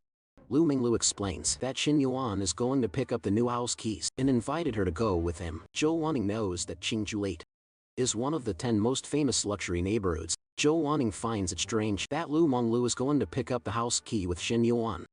Considering he is with her friend, Joe Wanning understands that Lu Meng Lu is a bad person and will steal her best friend's man, and that she herself would do the same. The gym instructor Han Leihai asks Lu Meng Lu if she's leaving already, because the class is starting soon. Joe Wanning ignores the instructor, even though he's strong and handsome. About 10 minutes later, Qin Yuan arrives in his M9 car to pick up Lu Meng Lu. Han Leihai comments that Qin Yuan bought a $3 million house for his girlfriend. Without hesitation, the instructor is shocked.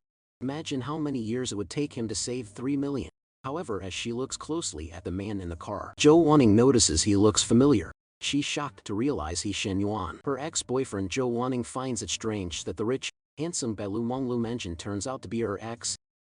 She can't believe Qin Yuan became a millionaire out of nowhere. Just 2 weeks after their breakup, Joe Wanning realizes she really traded a chance with Qin Yuan for Bao Jun. Bao Jun in turn sends Joe Wanning a message saying he's discovered something. Joe Wanning gets annoyed because Bao Jun gets straight to the point and treats her like she's easy. Bao Jun told Joe Wanning to come to his place tonight. She told him to screw off. Bao Jun doesn't understand why Joe Wanning started treating him that way. Out of nowhere, Joe Wanning blocked him and Bao Jun doesn't understand what's happening. Joe Wanning wonders if she still has a chance with Qin Yuan. After all, she trained him a lot and spent sleepless nights with him.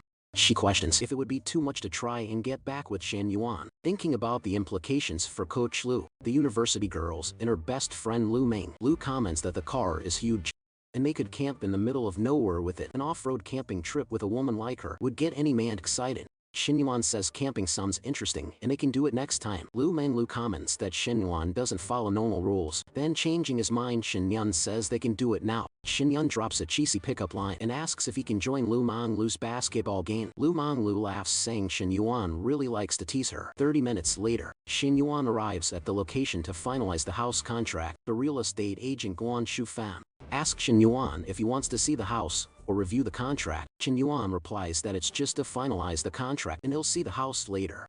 After signing the contract, Agent Guan Shufang gets into the car and notices that Shin Yuan and Lu are not a couple. However, Lu has a body that makes any woman envious. Guan Zufang finds it unfair. After all, women like Lu don't need talent, because their looks already drive men wild. Guan Zufang feels sad thinking that an ordinary girl like her wouldn't stand a chance with a man like him. Arriving at the location, Lu finds the house incredible. Lu thinks the life of the rich is a dream and wants to live there, making sure Shin Yuan stays with her. For that, the mansion is 2,000 square meters and empty, ready to be furnished and decorated. However, Shin Yuan wants. The system congratulates Shin Yuan on acquiring his first house. The system informs him that the house needs decoration and that Shin Yuan left 20 million in exclusive funds for the renovation. Shin Yuan finds it absurd that the system gives him 20 million to renovate a house worth just over 10 million. However, since the system said so, Shin Yuan has no choice but to obey the order. Shin Yuan asked Guan Shufang if she knows any good renovation companies. Guan Shufang says there are several high-end companies in Star City, and she will send Shin Yuan the contacts. Seeing the house is empty and there isn't much to see, Shin Yuan finds this sufficient. Lu wants to record a video and post it on social media, but Shin Yuan asks her not to show his face. Lu bets other influencers will edit photos and post them, pretending to be Shin Yuan. Lu says she has over 50,000 followers on QuickSound. Shin Yuan asks if Lu has many local fans, and she replies that most are from the region. Lu says 50,000 people have already seen her videos, so it won't make a difference if Shin Yuan sees them too. However, Lu says they saw the normal version, and Shin Yuan can see the exclusive edit. Shin Yuan asks Lu to send him her QuickSound profile, so he can do a professional review. Lu is impressed that Shin Yuan has a review channel and says she will send him the profile right away. Shin Yuan asks if they are going back to the gym now, and Lu asks if there's another place. Shin Yuan says he wants to play basketball with Lu, and she claims all men are the same. Lu thinks Shin Yuan slept with her friend yesterday, and now wants to act all smug. At that moment, Shin Yuan brakes the car sharply, startling Lu. Shin Yuan states he hasn't done anything with Lu yet, and she has no right to question him about what he did yesterday. Shin Yuan says that since Lu cares so much, she can take her friend's place. Lu in turn tells Shin Yuan to dream on. Lu wants to play hard to get, so Shin Yuan has to win her over and invest more. She is holding Shin Yuan back to drive him crazy, believing that after a long time when he wins her over, he will value her more. Then Shin Yuan drops Lu off at the gym,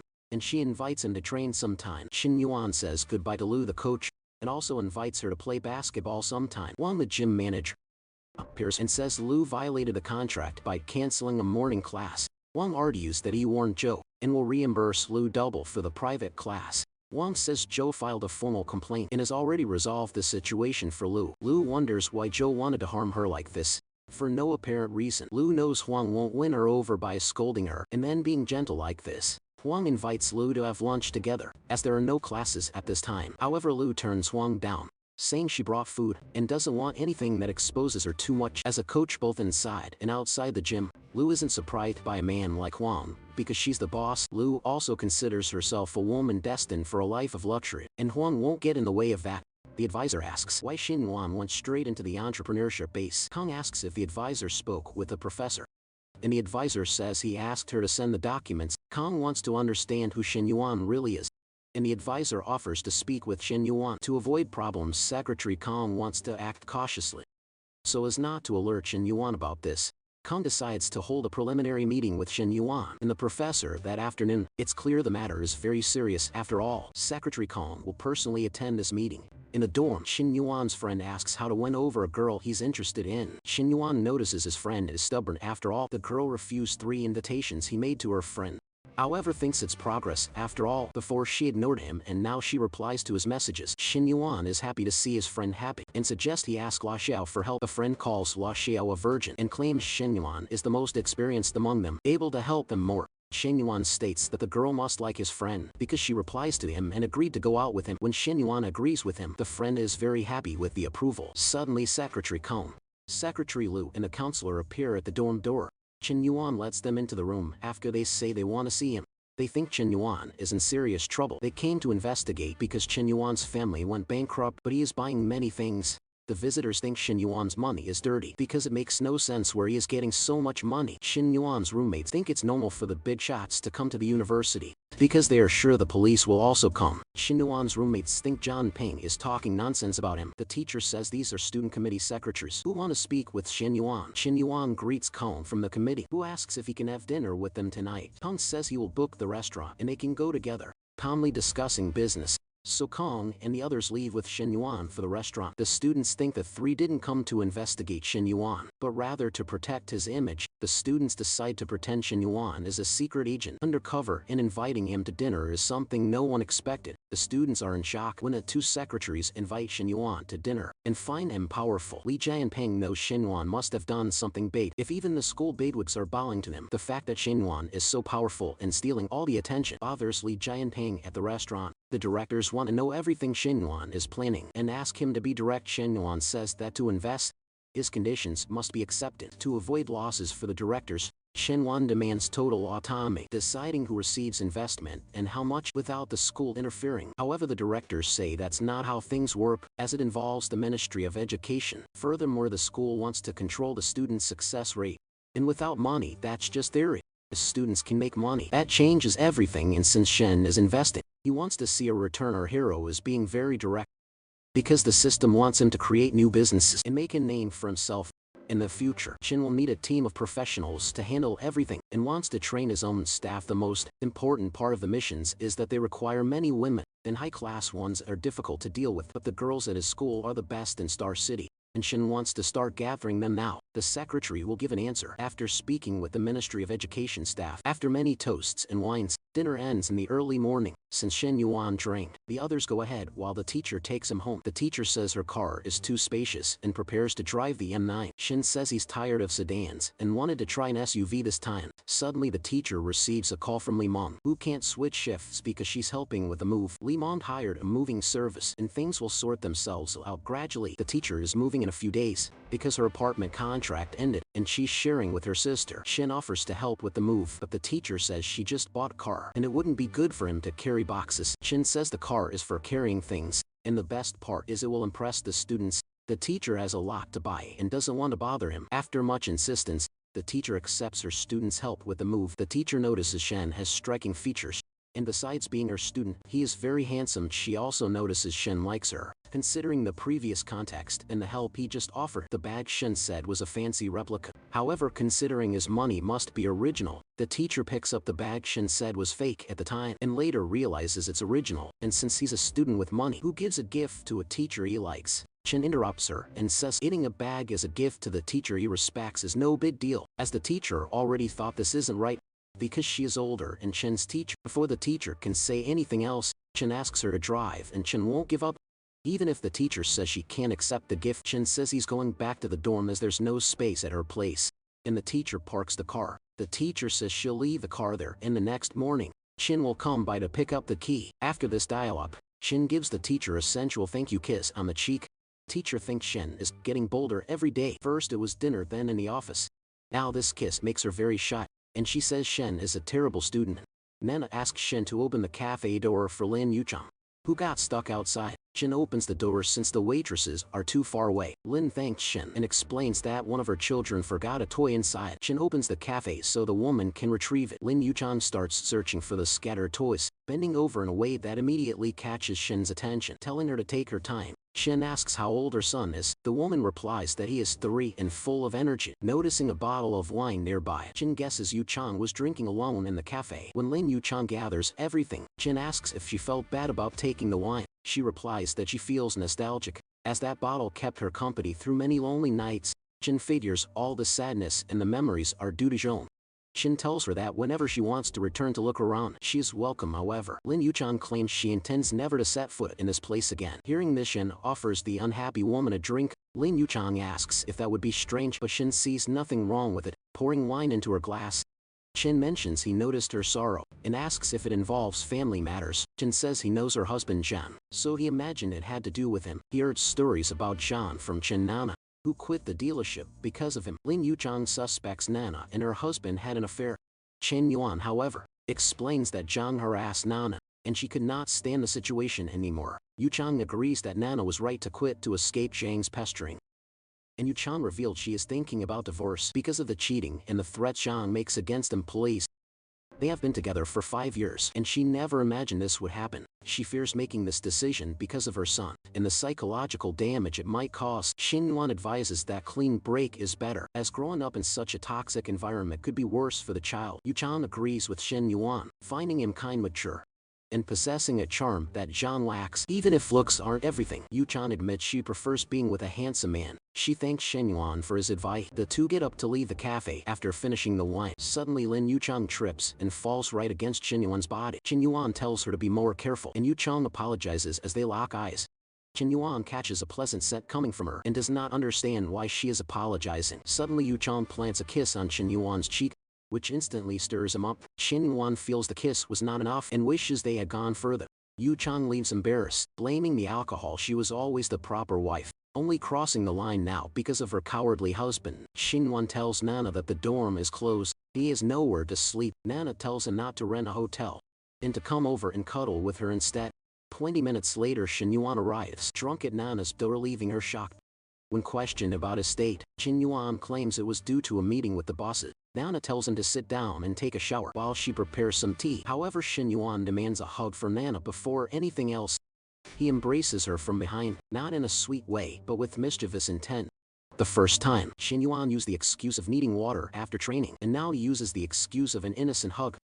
Nana already understands Shen Yuan's character, and knows exactly how these innocent games end. Shen Yuan asks if Nana does not trust him anymore. Nana replies that they will sleep with separate blankets because he lied and clearly wanted more than just a hug.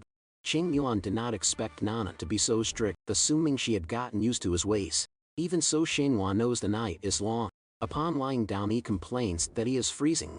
Nana says she will adjust the air conditioning, but Shen Yuan insists that is not necessary. He claims sharing the blanket will solve everything. Hugging Nana from behind and sliding under the covers, the cold disappears completely. Time passes, and the two continue their playful antics. Waking up, Shen Yuan reads a note from Nana. It says she left coffee and washed his clothes. Shen Yuan knows he won't find another woman like Nana. He decides to give her a car as a gift. Just then Shen Yuan gets a call from Meng Lu. Meng Lu calls him scrawny and invites him to train at her gym right now. Shen Yuan moves the camera away. He finds it annoying that Nana's best friend makes such mischievous jokes. Meng Lu flirts and asks if Shen Yuan moved his phone away because he's afraid she'll bite him. Shen Yuan realizes Meng Lu is teasing him. Early in the morning, suddenly, Shen Yuan gets a call from the counselor. He tells Meng Lu he can't talk because he has something more important to do. So Shen Yuan hangs up on Meng Lu and answers the counselor, asking what she wants. The counselor says the application is approved, and they will send a document to the entrepreneurs. Shen Yuan asks if the forms will also ask for height, weight, and a personal photo. The counselor thinks this has nothing to do with entrepreneurship, and there's no reason to fill it out. Shen Yuan says an entrepreneur needs to look good, and you can tell by their appearance if they are high caliber. The counselor doesn't think this makes sense, but she ends up accepting and adds what Shen Yuan requested. Secretary Lu schedules a meeting for Shen Yuan and the student representatives. From Shen Yuan's side, everything is set for the meeting. A girl then says she and her sister are moving tomorrow morning and asks if Shen Yuan is free. Without a second thought, Shen Yuan says he is free and will be at her house early tomorrow. A short while later, leaving after breakfast, Shen Yuan gets another call from Lu Menglu. Lu Menglu says Shen Yuan promised to see her soon, but hasn't kept his word yet. Shen Yuan says he is busy because he scheduled meetings with 2 renovation companies to discuss the mansion project. Lu Menglu asks if Shen Yuan needs an extra weight to carry along. Hearing Lu Menglu call herself a weight, Shen Yuan thinks there's no reason to take her. However, since she insists she can go with him, Lu Menglu argues that she knows how to offer emotional support, and that bringing a beautiful woman to discuss the project makes a good impression. Shen Yuan goes to pick up Lu Menglu at the gym, and they head to the location together. After they arrive, a man asks Shen Yuan if he is waiting for a woman, and Shen Yuan confirms. The man says Shen Yuan's car is good, but it only impresses ordinary women. To get a goddess you need a car like his. Seeing that the man's car is a 4x4, Shin Yuan says he understands. Just then an incredibly beautiful woman appears.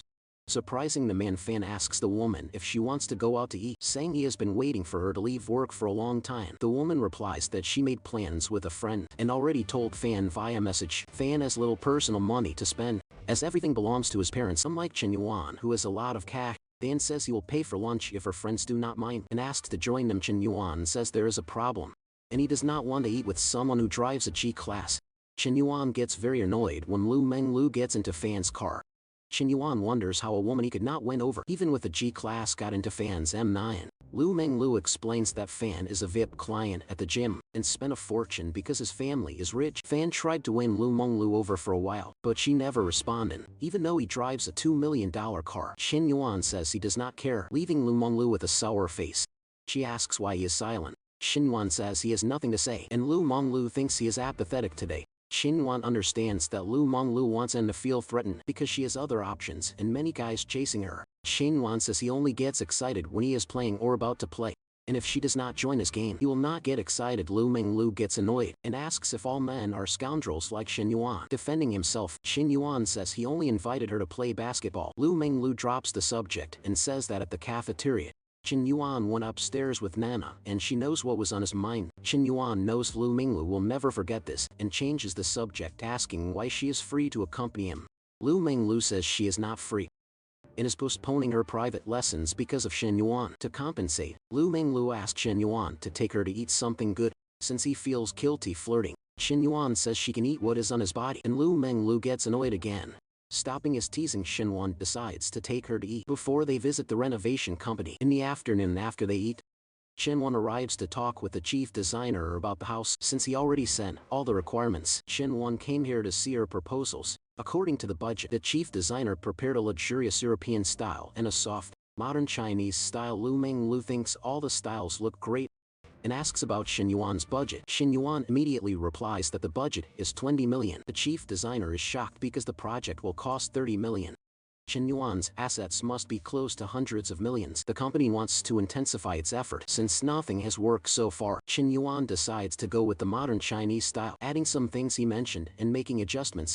Chen Yuan scheduled a meeting with another renovation company and wants to compare the proposals before deciding. Mr. Wan wants to invite Chen Yuan to dinner and befriend him. Chen Yuan finds it strange they haven't closed at any deal, so dinner feels unusual. The chief designer tells Chen Yuan not to feel pressure. Wan just wants to get to know him better and has already sent his number and address. But $20 million house contract alone sustains the company, and they don't want to lose this client. Arriving at her boss's office, the chief designer announces that the client has accepted the dinner invitation. Wan Renmin knows this will increase his chances of closing the deal, and he won't let this client slip away. He notices Shen Yuan brought a woman who doesn't seem to be his girlfriend. If she isn't his girlfriend, Wan Renmin thinks they can call Su Shui to the meeting. She deserves the best the company can offer. In the car, personal trainer Lu Menglu starts taking off her clothes, complaining about the intense heat. Chen Yuan doesn't feel the heat, and Lu Menglu asks what they'll do next. Chen Yuan asks if Lu Menglu isn't going back to work and invites her to dinner with him. Lu Menglu replies that she'll follow Chen Yuan all day, eating and drinking for free. Chen Yuan says his followers are disciplined, and Lu Menglu should follow him for a day and a night. Chen Yuan's phrase "a day and a night" carries a mischievous tone. Lu Menglu then says she won't leave Chen Yuan's side until nightfall. Meanwhile, Chen Qian asks Lu Menglu what she's doing, and Lu Menglu replies she's in the car. Chen Chen asks if it's Fan's car, the man who drives the G-class. However, Chen Chen thinks Fan isn't as extravagant as Shen Yuan, who buys $3 million houses. Lu Menglu then says she's in Chen Yuan's car, and Chen Qian is shocked she didn't know they were together. Lu Menglu explains she went to see renovation projects with Chen Yuan and reveals he bought a $10 million house. We will still spend another $20 million on renovations, leaving Chen Qian stunned that Chen Yuan spent $30 million in total. Chen Qian knows Nana did well with her man, even though the three friends agreed to suffer together. Nana was the first to win the lottery, and now Lu Menglu also struck gold.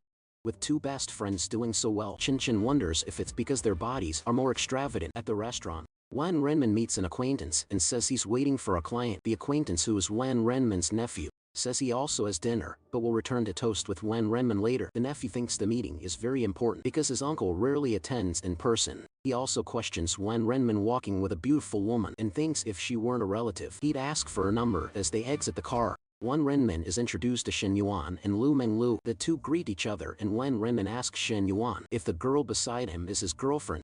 Shen Yuan tells Wen Renmin not to be mistaken. They are just friends, and Lu Menglu is only accompanying him. Wen Renmin greets Lu Menglu, who gets annoyed because Shen Yuan makes a point of saying she isn't his girlfriend. They head up to the restaurant to start the meeting. As soon as they arrive, Wen Renmin introduces the company's assistant, Su Shui, shaking Su Shui's hand.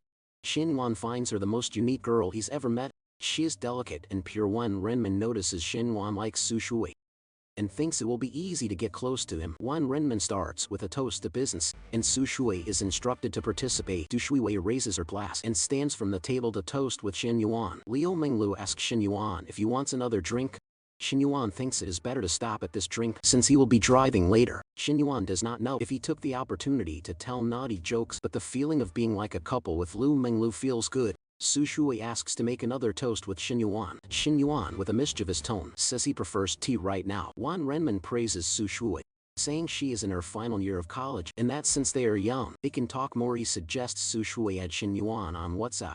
As he is a talented friend, Lu Menglu feels uncomfortable because Wen Renmin said he came to talk business, but he is pushing this personal conversation. Lu Menglu notices that Su Shui is a virgin and thinks that forcing someone to entertain a client this way is almost like being a pimp. Lin Guangyao, Wen Renmin's nephew, appears to toast with them. Wen Renmin introduces Shen Yuan to Lin Guangyao, mentioning they are similar in age, and asks Lin Guangyao to initiate a toast with Shen Yuan. Lin Guangyao thinks that his uncle introducing a special guest is a sign that he trusts Shen Yuan and that he is someone important. Lin Guangyao thinks that even if Shen Yuan is not useful day to day, he could be good for showing off at parties. However, Lin Guangyao knows Shen Yuan and wonders what the bastard is doing there. The two toast after greeting each other and pretend they like each other. Lin Guangyao wonders why Shen Yuan is his uncle's guest and why Wen Renmin asked him to toast with Shen Yuan in such an exaggerated way. Wen Renmin asks if the two know each other and they reply more or less.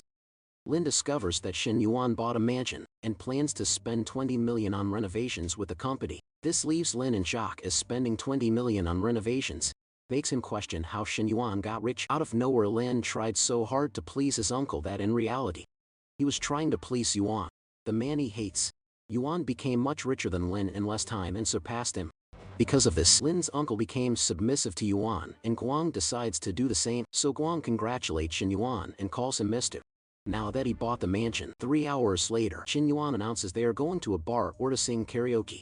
Asks if Menglu will come too. Menglu has never been one to stay up all night or drink, and her body shows it, so she becomes thoughtful. Menglu prefers to sleep early and wake up early as it is better for her health, and she declines the invitation. Menglu fears that some other beautiful woman will seduce her man, and she will lose her opportunity. Furthermore, if Menglu is not with Shen Yuan, Wen might give him alcohol and push Su towards a motel with him. Menglu noticed at dinner that Shen Yuan became interested in Shui Wei, and if Shen Yuan is drunk, he will surely lose control going after Shui Wei. Just imagining this, Menglu already starts to get jealous and does not want it to happen. Reaching this point will make her lose her slice of the pie, so Menglu stands up and says she needs to leave. Shen Yuan is at karaoke bar brought here by the manager a few hours ago. Su offers another toast to Shen Yuan, who lowers his glass, saying they have already drunk too much. Shen Yuan tells Su that she does not need to do this if she is not comfortable. After all, she is not used to meetings.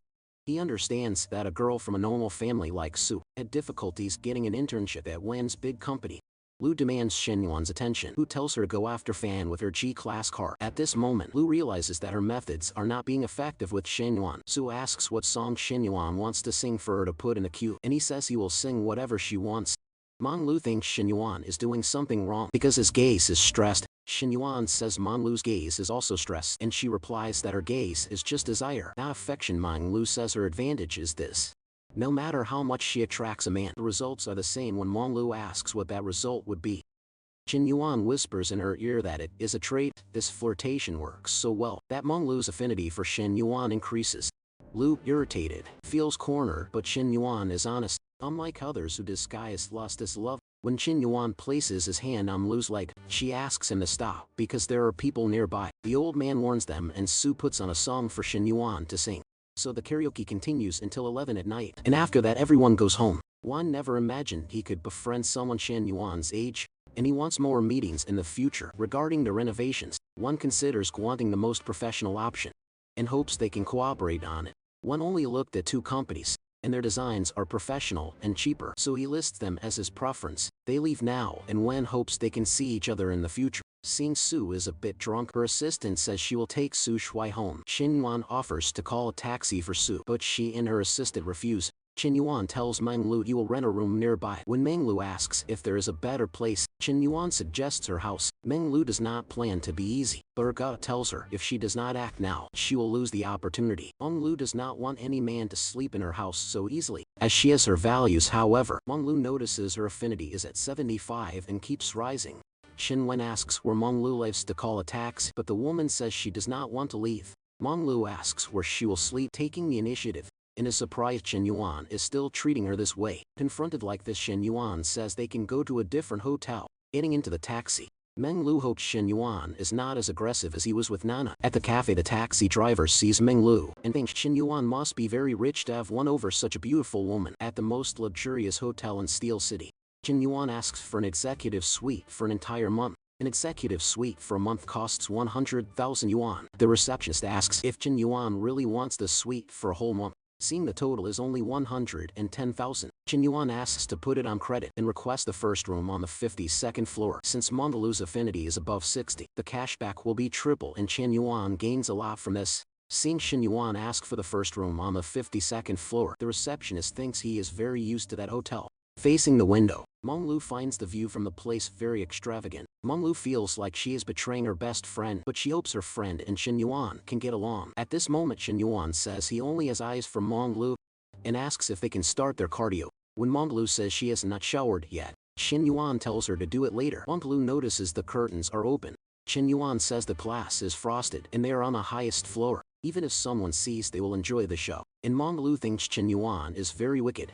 Qin Yuan starts as usual teasing at this moment, and they spend the night training. Qin Yuan wakes up feeling very hot and sleeps until midnight. He does not expect Meng Lu's body to be so sensitive and thinks she will get dehydrated. Meng Lu asks if Qin Yuan wants to do it again already and says she needs to train more because Qin Yuan has more stamina than her. Qin Yuan is energized by Meng Lu's energy and says he would continue all night, but he holds back so she can sleep. Seeing Qin Yuan lets her sleep more, Meng Lu decides to continue. Now that she is awake and recovered, Meng Lu complains about the pet name, which is the same as Nana's, and Qin Yuan goes back to calling her Coach Lu. Because Meng Lu behaves well, Qin Yuan will let her sleep more, and when she wakes up, he will buy her a car. Meng Lu is in complete shock hearing this and asks Qin Yuan to repeat what he just said. Meng Lu cannot believe she can choose a car up to 3 million and says she loves Qin Yuan too much. The more Qin Yuan spends, the more refund he gets, so he buys a more expensive car. But Nana isn't happy. Since Qin Yuan already spent 3 million on her house, Meng Lu always wanted a Porsche, which costs around 3 million, and Qin Yuan says she can buy it. Meng Lu already talked to her friend about this,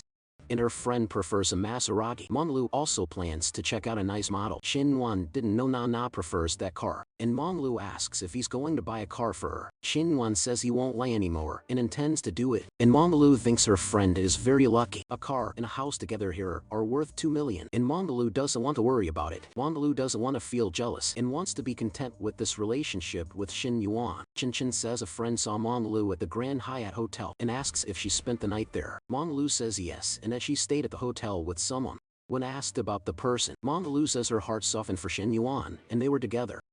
Qin knows Meng Lu and knows she took the initiative and wasn't forced at all. This means another friend of Qin also went on a luxury cruise, and Qin thinks her life is unfair. Qin Yuan tells Meng Lu to buy the car herself and decides he will send the pics. At this moment, Meng Lu's affinity for Qin Yuan rises to 86 points. Last night made the affinity jump from 82 to 86. And now it's close to the 90-point reward. Nana learned to make various types of coffee and asks when Qin Yuan will taste them. Qin Yuan says he's busy, that he wants to buy a car, and calls Nana to see the models. They just bought a house, and Nana thinks Qin Yuan is wasting money. After all, she already has a car. When Nana says she doesn't need another one, Qin Yuan says he wants to buy cars for his women and that they are poor. Nana states that this time it can be a popular car, not a luxury one, but Qin Yuan says his women can't have a popular car, not even if it cost less than 2 million. Nana's birthday is coming up, so Qin Yuan gives her a multi-million-dollar car as a gift. He has more than enough money. Qin Yuan then asks Nana if she would be sad if something happened between him and Meng Lu, saying he doesn't want to hide anything from her. Nana admits it hurts her deeply and bothers her, adding that next time he doesn't need to tell her. She reassures Qin Yuan not to worry, stating that only she holds a place in his heart and no one will ever replace her. When questioned, Xingyuan confirms he has never spoken those words to anyone else. Nana then declares her trust in Xingyuan, saying she doesn't ask for much as long as he stops by the cafe and they have dinner together. She's happy. Nana truly is the best. He's so kind and always wants Xingyuan to save his money. Xingyuan promises to visit Nana's house tonight to make up for everything. He assures her the compensation will be more than adequate, adding that Nana knows him well. Nana mentions she has customers at the shop and blushes at the memories. Xingyuan muses that being a sucker isn't easy. He wonders how some men manage to cheat on their girlfriends without ever getting caught. Soon after, Xingyuan arrives at Counselor Lei Xiao's house to help her move. He begins grabbing boxes to carry them down the stairs. Suddenly a box bursts open, spilling out several pieces of the counselor's underwear. As the clothes tumble, Xingyuan imagines a fictional scene. Lei Xiao asks if he likes the color pink. She then starts to act seductively, showing off various intimate pieces. Xingyuan desperately wishes this fantasy would become real. Lei Xiao gets embarrassed and insists she'll carry that specific box herself. They realize they can't take everything in one trip and will need two in the car. The two head towards Dongsheng community, transporting the boxes. Lei Xiao comments that her sister is just like that, but she has no issues with Xingyuan. In fact, she was friendlier than usual this time. Li Meng wasn't always like this. She had a college boyfriend, a handsome man with glasses. Their relationship was good despite the distance. But one Christmas Li Meng visited him and caught him cheating. After that, Li Meng became depressed and completely gave up on men. Xingyuan fakes a shocked reaction, declaring that men like that are the scum of society. Lei Xiao asks if Xingyuan isn't that type of man himself, then laughs. Xingyuan lies, claiming he's the purest type of man, and asks what Lei Xiao's feelings are towards men. Lei Xiao replies she's more neutral as she hasn't had experiences like her sister Li Meng. Xingyuan then asks what Lei Xiao thinks of him, and the counselor immediately blushes. Lei Xiao doesn't know how to answer properly and stumbles over her words.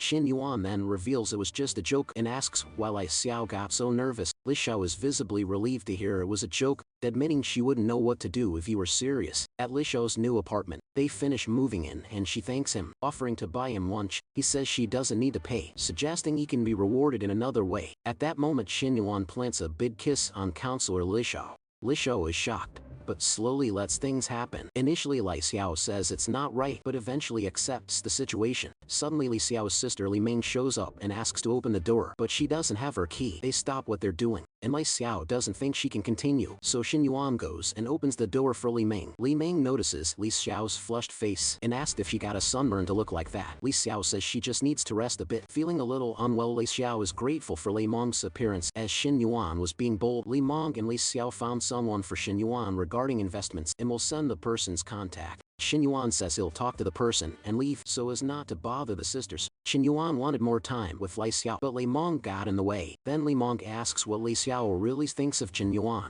and the counselor asks if it's wrong. Li Meng replies that it's Lei Xiao's life, and it doesn't matter if she's against it, but she can offer advice. However, Lei Xiao doesn't know exactly how she feels about Xingyuan. Li Meng notices her sister likes Xingyuan, says the guy isn't trustworthy even if he's handsome. Again, Li Meng says she isn't against it, and Lei Xiao can do whatever she wants with her life. Li Meng hugs Lei Xiao, who starts thinking even more about Xingyuan. An hour later at the school cafeteria, Fu Yingxi calls out to Xingyuan. Fu Yingxi has just arrived, and they sit at the same table. Fu Yingxi explains her voice is different from what he heard on the radio because she's a character, and gets straight to the point. She says the director mentioned they'll send people to help Xingyuan. Besides the committee work, Xingyuan needs Fu Yingxi's help with a few things. As Xingyuan goes to ask Fu Yingxi for help with something, for the first few days he's interrupted. Someone appears shouting Yingxi's name and bringing her favorite food. Feng gets jealous when he sees Xingyuan at the table with Fu Yingxi. He shoots a venomous glare at Xingyuan, seeing him as a love rival. Fu Yingxi says she isn't eating sugar, but Feng insists she take it, saying it was hard to get annoyed. Fu Yingxi tells Feng she doesn't want his food. The two fight fiercely and Feng leads shaken. While everyone at the college gossips, the college mean girls get annoyed when they see Xingyuan sitting with Fu Yingxi. They think the other girls at college have already figured out Xingyuan is rich and are trying to take advantage of him. Hui Sui approaches Fu Yingxi, asking how much dignity she's willing to lose. When asked if he's going to class, Xingyuan says he has matters to resolve with Fu Yingxi. On the committee, when Hui Fui gets very close, Xingyuan tells her she'll repeat the year because she's missed too much. Fu Yingxi notices Hui Sui is making it clear she's dating Xingyuan and gets up to leave. Fu Yingxi and Xingyuan say goodbye, and the college is shocked by the fight between the two goddesses. Over Xingyuan, Hui Hui asks what they were talking about, and doesn't want Fu Yingzi to get close to Chen Yuan. Chen Yuan replies it was about the committee which Fu Yingzi will help with, and notices Hui Hui is possessive and intense. Hui Hui wants to spend more time with Chen Yuan, as they haven't seen each other in 2 days, but she has class now.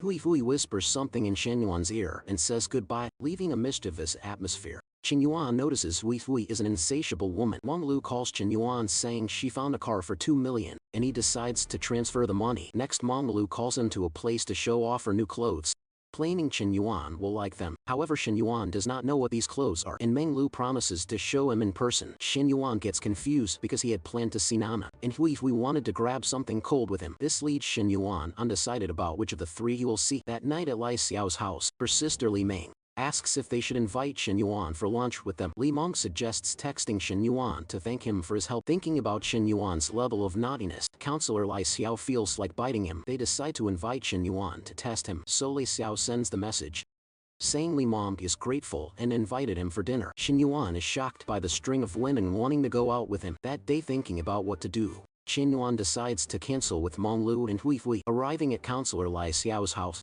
she warns that dinner will take a while. Entering the house, Chen Yuan says he will wait in the living room. He notices that teacher Lai Xiao tidied up the house very quickly. Next, Chen Yuan asks where Lai Xiao's sister is, and she replies that Lai Meng is in the shower. Suddenly, Lai Xiao tells Chen Yuan not to come any closer, and he says he only wanted to help with dinner. Lai Xiao tells Chen Yuan to relax in the living room because the food is almost ready. Getting closer, Chen Yuan says they can chat in the kitchen in the meantime. Chen Yuan, however, says they are still far apart and notices that Counselor Lai Xiao is very nervous. Chen Yuan grabs Lai Xiao by the waist and says he won't do anything, just as she warns him her sister is home. However, Chen Yuan the playboy says that if Lai Meng is in the shower, it will take a while because women usually take their time. Lai Xiao's teacher tries to say this is not right. They start to fool around. When Lai Meng the sister announces she is out of the shower and asks about dinner, they stop what they are doing. Lai Xiao tells Shen Yuan not to do that again, and the scoundrel replies that he understands how she feels. Just as Shen Yuan praises the food highly, Li Ming says she has questions for him, asking how many girlfriends he has had. Shen Yuan says it was too publicly. Shen Yuan only acknowledged one in high school, and Zhou Wanning and the others do not need to know. Li Ming thinks it might be good for her sister Li Xiao, who has never dated, to get involved with someone experienced. If Li Ming thought 2 was a big number, Shen Yuan imagines her reaction if she knew about his other 3 girlfriends. Next, Li Meng says she has a younger sister who is 18. The conversation unfolds for another 10 minutes during dinner, and Li Meng's questions run out. Chen Yuan thinks he is making good progress because Li Meng seems to be liking him. The protagonist starts rubbing his leg against Li Meng's, leaving her embarrassed. Li Meng underestimated him, as the protagonist is doing this right in front of her sister. Without a care, Li Meng stands up to cut fruit, but the protagonist says she must be tired and does not need to. Li Meng finds it strange that her sister is quiet, as she would normally be happy around a guy she likes. The protagonist intends to leave to see Nana, and not bother Li Meng anymore. After the protagonist leaves, Li Meng says she tested him well, but she needs to test him more herself. Even though the protagonist is mature, Li Meng finds him too naughty, as they are not even dating yet. At Chen Nan's apartment, he looks for formal clothes. He also promised to try her new coffee. He says he plans to make a formal and moral compensation. Because Chen Nana asked for it, he will compensate her with several hundred million all at once, even if Nana doesn't want it. Chen Nana puts on her formal work clothes and asks why men like them. Approaching her, he says she should understand a little bit of the reason. An hour and a half later, he starts with mischievous kisses. His affinity with Chen Nana reaches 90 after these warmer activities. After getting another woman to 90 affection, the mission is complete and he will receive a reward. This time the bonuses are an increase in orb inside, 5 million in cars and exclusive skills. He decides to see what happens when he increases the size of the part, and can't believe it's real. Suddenly, Chen Nana feels something changing inside and finds it strange. He says this is the answer to why he likes those clothes so much. Nana's reaction is to scream because she's enjoying it so much. Chen Nana asks why she feels so different. Chen asks in what way she feels different, and Chen Nana can't explain. Chen says he will give her even more surprises in the future, and this makes her happy. Chen Nana's current state is the highest praise for a man, and if it gets even better, it will be great now. Chen checks out the good stuff in the exclusive skill package. The system says the redemption card can be exchanged for any of the skills. The skills include cooking, driving, combat, dancing, among others. Shin understands things like home repairs, but doesn't get why he'd want to cut hair. Shin thinks combat isn't the worst among these and considers learning it. Even with laws, women with a lot of money can still get into fights. However, Shin thinks if Li Meng's TV breaks, he can get closer to her by fixing it. He imagines a scenario where he goes to Li Meng's house to fix things, and she asks to wipe his sweat. Shin already considers this skill the best because of this fictional scenario he created in his head. Shin notices that with each system reward, they become more generous. Because of this, Shin wonders what kind of reward he will get when a third girl reaches 90 affection. Suddenly, Nana gets a call from her mother who asks her to transfer money. Nana says she will send it, and that if any other problems happen, her mother can let her know then. Nana tells Shin that her father had a heart attack from drinking and is in the hospital with blood pressure problems. Nana thinks it's her fault, because if she had gone on a date to please her father, he wouldn't have drunk so much. Chen Yuan offers to take Nana home right now. However, Nana thinks this time won't be safe, and decides to go the next morning. He states that he will go with Nana whenever she wants to leave. Even though he pleases her a lot, their relationship isn't official, and Nana doesn't want him to take her because of that, so Nana states that she will go to her parents' house alone. The womanizing protagonist says that if Nana needs money, she can let him know and he will send it to her. The next day, Nana leaves a letter saying she's going to her hometown. Even in a hurry, Nana made his coughs and isn't materialistic or possessive like Meng Lu and Hui. Hui Nana is the best, most sensitive and sweetest of all his women. Suddenly, he notices a call from Fu Yingzi early in the morning and gets curious. Fu Yingzi says she sent several chairs and tables for him to decide which ones he prefers. Chen tells Fu Yingzi to choose since she's at the furniture store, and the girl hangs up. Chen finds Fu Yingzi's proactive attitude great, and even considers being with her. Meanwhile, some college guys follow Fu Yingzi and keep pestering her, but she wants nothing to do with them. One of the guys insists, claiming he just wants to help, but he's not even on the student council, and he's really getting on Fu Yingzi's nerves. He's been following her for 3 years and can't compete with a guy she just met yesterday, who's both rich and handsome. Seeing that Shen is willing to spend 10 million on this, Fu Yingzi realizes he's so rich that money means nothing to him. The crucial part is that Shen is the same age as Fu Yingzi, and the girl immediately starts to get interested. Fu Yingzi imagines herself as Shen's secretary, even if she's not his girlfriend, and assumes he probably has more than one woman. She decides she must showcase her skills and other qualities to stay by Shen's side and enjoy his wealth. Meanwhile, Mana and her mother go to the hospital to see her father, who suffered a heart attack. However, upon returning home, Nana's mother introduces her to 2 guys. Nana is 27 and still doesn't have a boyfriend, so her mother is trying to set her up. Nana's aunt then introduces her son's friend, who traveled from another city just to meet Nana. The man named Dong owns his own company, complete with many employees, a house, and a car. Dong humbly says his car is nothing special, but it's a Series 5. Nana, however, couldn't care less that the car is top tier. Besides bringing drinks for Nana's father, Dong also brought a $3,000 gold ring for the aunt. This clearly shows Dong is kind and would make an excellent son-in-law for Nana's mother. Nana's mother tells them to sit down and chat, but Nana quickly slips away to have a word with her mother. Her mother warns her not to be disrespectful. As Dong is waiting outside, Nana complains that she was tricked into coming here with a fake heart attack from her father. Nana's mother explains that she and her father are worried because Xiao Lai, the youngest, already has 2 children. Nana gets furious with her mother for comparing her to Xiao Lai. Furious, Nana messages Shen, explaining that her father isn't in the hospital and they tricked her into a setup. Shen replies that he's almost off the main road and asks for Nana's exact location. Seeing that Shen is actually heading her way, Nana wonders what's about to unfold. Nana informs her mother that someone is on their way. Her mother asks if it's a man or a woman. Nana just smiles mysteriously. Meanwhile, Nana's aunt keeps pushing her father, insisting that Dong is the absolute best match for their daughter. However, just 15 minutes later, Shin arrives laden with bags of purchases. He explains it's the least he could do, as it's his first time meeting Nana's parents, and he's brought a variety of gifts. Qin Yuan then introduces himself as Chen, Nana's boyfriend, and reiterates that he's brought some presents. Nana's parents are shocked and ask why she never mentioned having a boyfriend. Nana's mother thanks Chen for his kindness and is happy he came. Chen says he isn't just being kind, because his girlfriend's family is like family to him too. Surprised by the jewelry, Nana's parents wonder how much it costs. Shin says it was a little over 300,000. The whole family is shocked by how much money Shin spent. They don't think it's normal. Dong asks Nana's aunt how she suddenly showed up with a boyfriend. He thought Nana was single. Nana's aunt just found out, and questions why Nana brought a boyfriend to meet the family today. And he arrives with 300,000 yuan in gifts, making Dong look like an idiot. Nana's aunt thinks Shin might be a fake boyfriend and spent a lot to stage this. Nana's aunt takes on a mission to find out if Shin is her real boyfriend. Shin introduces himself to Nana's aunt. Responding to her question, he says he is 21 years old. Nana's aunt finds it absurd that a 27-year-old woman is dating a young, very rich guy. Shin says he is in college and has outside businesses. Makes investments in the financial market. Nana's aunt notices Shin is really playing bait. She thinks anyone can dabble in finance these days. Nana's aunt doesn't fall for Shin's talk. She asks if he already owns a house, because she wants Nana to get married. Shin says he has 2 houses, one in Nana's name and one in his, both in Star City. This makes Dong green with envy. While Nana's aunt thinks she will catch Shin in the act, Nana's aunt says it's good to have pride, but he doesn't need to pretend to be something he's not, as he should be honest in dating. A house in Star City costs over $1 million. And Nana's aunt doubts Shin truly has that kind of money. Nana says the house is in her name. She has the receipt and Shin really bought it. Nana shows the receipt and the full contract on her phone. The aunt accuses Shin Yuan of making a fake contract, saying he really went all out on the lie.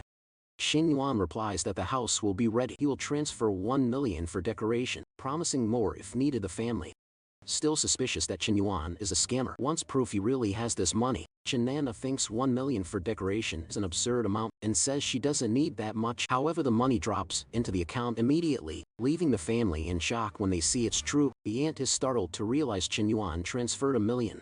Just because she doubted his wealth, Dong wonders how rich Shin Yuan is to transfer $1 million just to decorate a house. Seeing he lost badly, Dong tries to sneak away to retrieve the imported wines and cigarettes he brought. Besides failing his marriage proposal, Dong gets an absurd reality check. Even with the meeting going wrong, Dong doesn't want to waste the trip. He thinks this rich man could be a valuable contact for his business. So Dong asks Shin Yuan how much the houses cost, because $1 million for renovations is already a lot. Seeing he is already in this situation, Shin Yuan goes all out and reveals he spent $10 million on his house and $3 million on Shin Nan's house. The fact that Shin Yuan treats $10 million like it's nothing makes the family see his house as a toy. The aunt notices Dong sucking up to Shin Yuan and also wants to secure her place, so the aunt apologizes for speaking without a filter earlier, stating that they are now family. She promises to be more formal next time, and the whole family apologizes too. At this moment, Chen Xinyu, Nana's younger sister, appears in the room. Xinyu is overjoyed that her sister is back and is introduced to Shin Yuan, brother-in-law. Shin Yuan greets her and notices that Xinyu looks just like Chen and Na, only younger and more well-kept. This makes Shin Yuan wonder if Xinyu is on the family's side, and then everyone gathers. Shin Yuan proposes a toast, thanks Chen Nana's parents for raising their daughter, and declares himself a lucky man. He says he wants to take everyone to see the car and house he bought for Chen Nana. Chen Nana's aunt wonders if Chen Yuan will give a house and car to her parents too. Chen Nana's parents are stunned by what Chen Yuan just said. They say they are old and barely use a car, that he didn't need to spend so much, and they are in shock. A 280 square meter house will be emptied because it's so big. To make up for this, Chen Nana says she will visit her parents more often. Chen Nana's father says she used to complain that no one wanted her, and now she has found the boyfriend of her dreams. Later that day, Chen Yuan sits on the sofa, and Chen Nana thanks him for everything he has done. Chen Yuan says Chen Nana is his woman and that he only did his duty. Then he asks her a question. He asks if Chen Nana's parents will let them sleep in the same room or not. Chen Nana replies that Chen Yuan will sleep in the guest room, but when it's time for bed, she will come to him when 11 o'clock at night arrives. Chen Nan appears in Chen Yuan's bed, asking if he is awake. Chen Yuan says he couldn't sleep without talking to her properly first. He notices that Chen Nan is without her underwear and the fun begins. They do everything in silence so as not to wake the parents. However, the younger sister, Chen Xinyu, enters the house in the middle of the night and opens the door when she hears some noises. When Xinyu opens the door, she sees a scene that frightens her greatly. Even though she has seen videos with her friends, seeing these things up close leaves Xinyu terrified. Xinyu notices that her brother-in-law, Shin Yuan, is also a very strong man. She doesn't want to keep watching the scene and runs back to her room. An hour and a half later, Shin Yu returns to her sister's room to sleep together. Chen Na is startled to notice that her younger sister, Shin Yu, is still awake. The two sleep embracing. As Shin Yu cannot sleep any other way, Chen Na notices that her younger sister is growing up and getting into mischief. Next day at noon, Shen Yan returns to his university. There Shen Yan talks with Fu, who asks if the office is to his liking.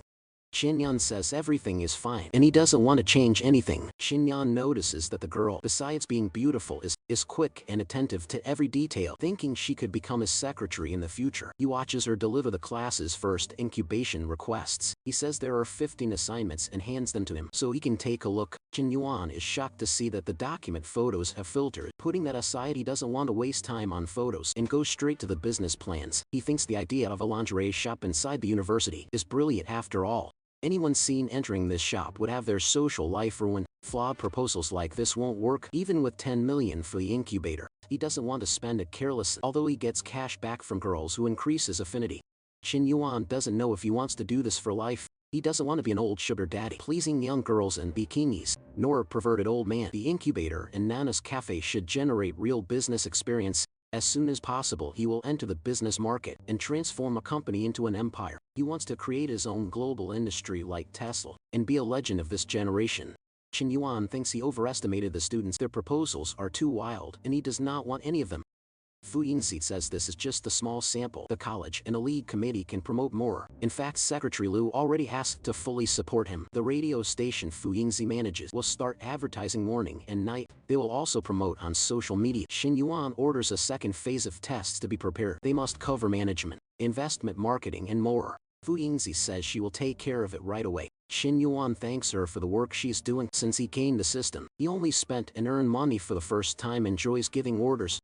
Having more practical talents like Fu Yingzi is the secret to his future. From now on he will develop affinity and needs to find competent subordinates without wasting time. At the gym, Manager Gong says Lu Menglu cannot show up at work at these hours. She might lose her job. Menglu says she requested time off and the students had other classes scheduled. Manager Gong gets irritated because no one approved her time off. Menglu tells him to check the message. It says that if she had lunch with Lu, he would approve her time off. When Menglu asks if there is no other way to resolve it, Manager Gong says he did not approve it, so it is an unannounced absence.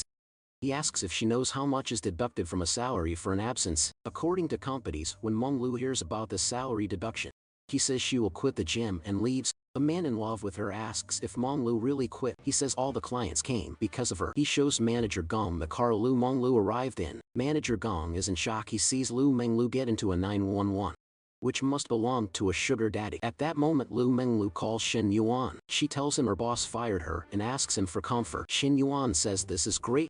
She is perfect to be his exclusive personal trainer. Lu Menglu asks if she will get a prize for being his exclusive personal trainer. Shin Yuan says yes, they will train a lot and as a bonus, she will get dozens of mini goals to have fun with. Lu Menglu says she will wait for him in the exclusive suite and says goodbye to the man. When it is 8:30 at night, Lu Menglu says he is arriving so late. She tells him he is not coming into her room. Shin Yuan finds her very provocative. He decides to play along with her game. So Shin Yuan says that since he is not allowed in, he is leaving the hotel at the same moment. Lu Menglu starts begging him to come back and not leave. Shin Yuan states that she was the one who did not let him in. Lu Menglu says she only wanted to create some atmosphere. Since she is begging, Shin Yuan wants to see if her attitude is sincere or not. Yu Menglu starts rubbing against him and begging him not to leave. When Shin Yuan feels that what she is asking is true, he decides to stay. In a matter of seconds, they start getting more intimate. Heading to bed, Lu Menglu starts saying she was naughty and he can punish her. Shin Yuan asks her to repeat the nickname she called him. So Lu Menglu calls him Sugar Daddy again in his ear, liking the nickname she gave him. Chen Wen promises to be strong during their session. The session lasts about an hour and is very intense. Money aside, Chen's performance is so addictive. He does not charge her for being his personal trainer and asks her to keep teaching him. Wang finds his vigor during these activities abnormal. Even after it ends, another hour passes and they go for another round. The girl ends up exhausted and asks if he cannot be gentler with her. Our hero claims he was gentle and says he only used 50 of the strength he uses with Nana. She remembers that day at the cafe and is sure he proved today that he gave his all. Thanks to his relentless and resilient skills, he possesses an infinite energy. Chi-Chin feels he is losing energy because he has lost some weight. He opens his attribute system and notices he is 70 Kolar. With 69 health, he has lost 2 kilos in 15 days, and his health has dropped by 3 points. He decides he will start training tomorrow with Coach Liu because he is too thin. He thinks scheduling for tomorrow would be a problem because he might want to do more hot things first. Then the protagonist says he wants a real workout because he is too thin. The woman is happy that it finally clicks. realizing he is quite thin, and the protagonist gets annoyed by what she says. She apologizes for being naughty, and then he asks her to put together a decent workout for him. Meng will give him a complete weight training regimen to gain mass and control fat. The hotel has a gym, and they will train there. Chin will stop by his place to grab clothes and a kit for her. Chin Yuan, the host, activates the fitness path and unlocks a new panel. The mission activates if he reaches 75 kilo with 12 body fat within a month. He will gain the perfect physique. The effect lasts 2 years, and he is impressed with the fitness panel. He decides to focus on weight and fat, working on his physique. Suddenly he finds a button he did not know the function of. This button shows investment strategies and business management. Being fit is just one part. If he hits the system's goals, he will unlock new abilities. With the system, he learns in 1 month what others take years to master.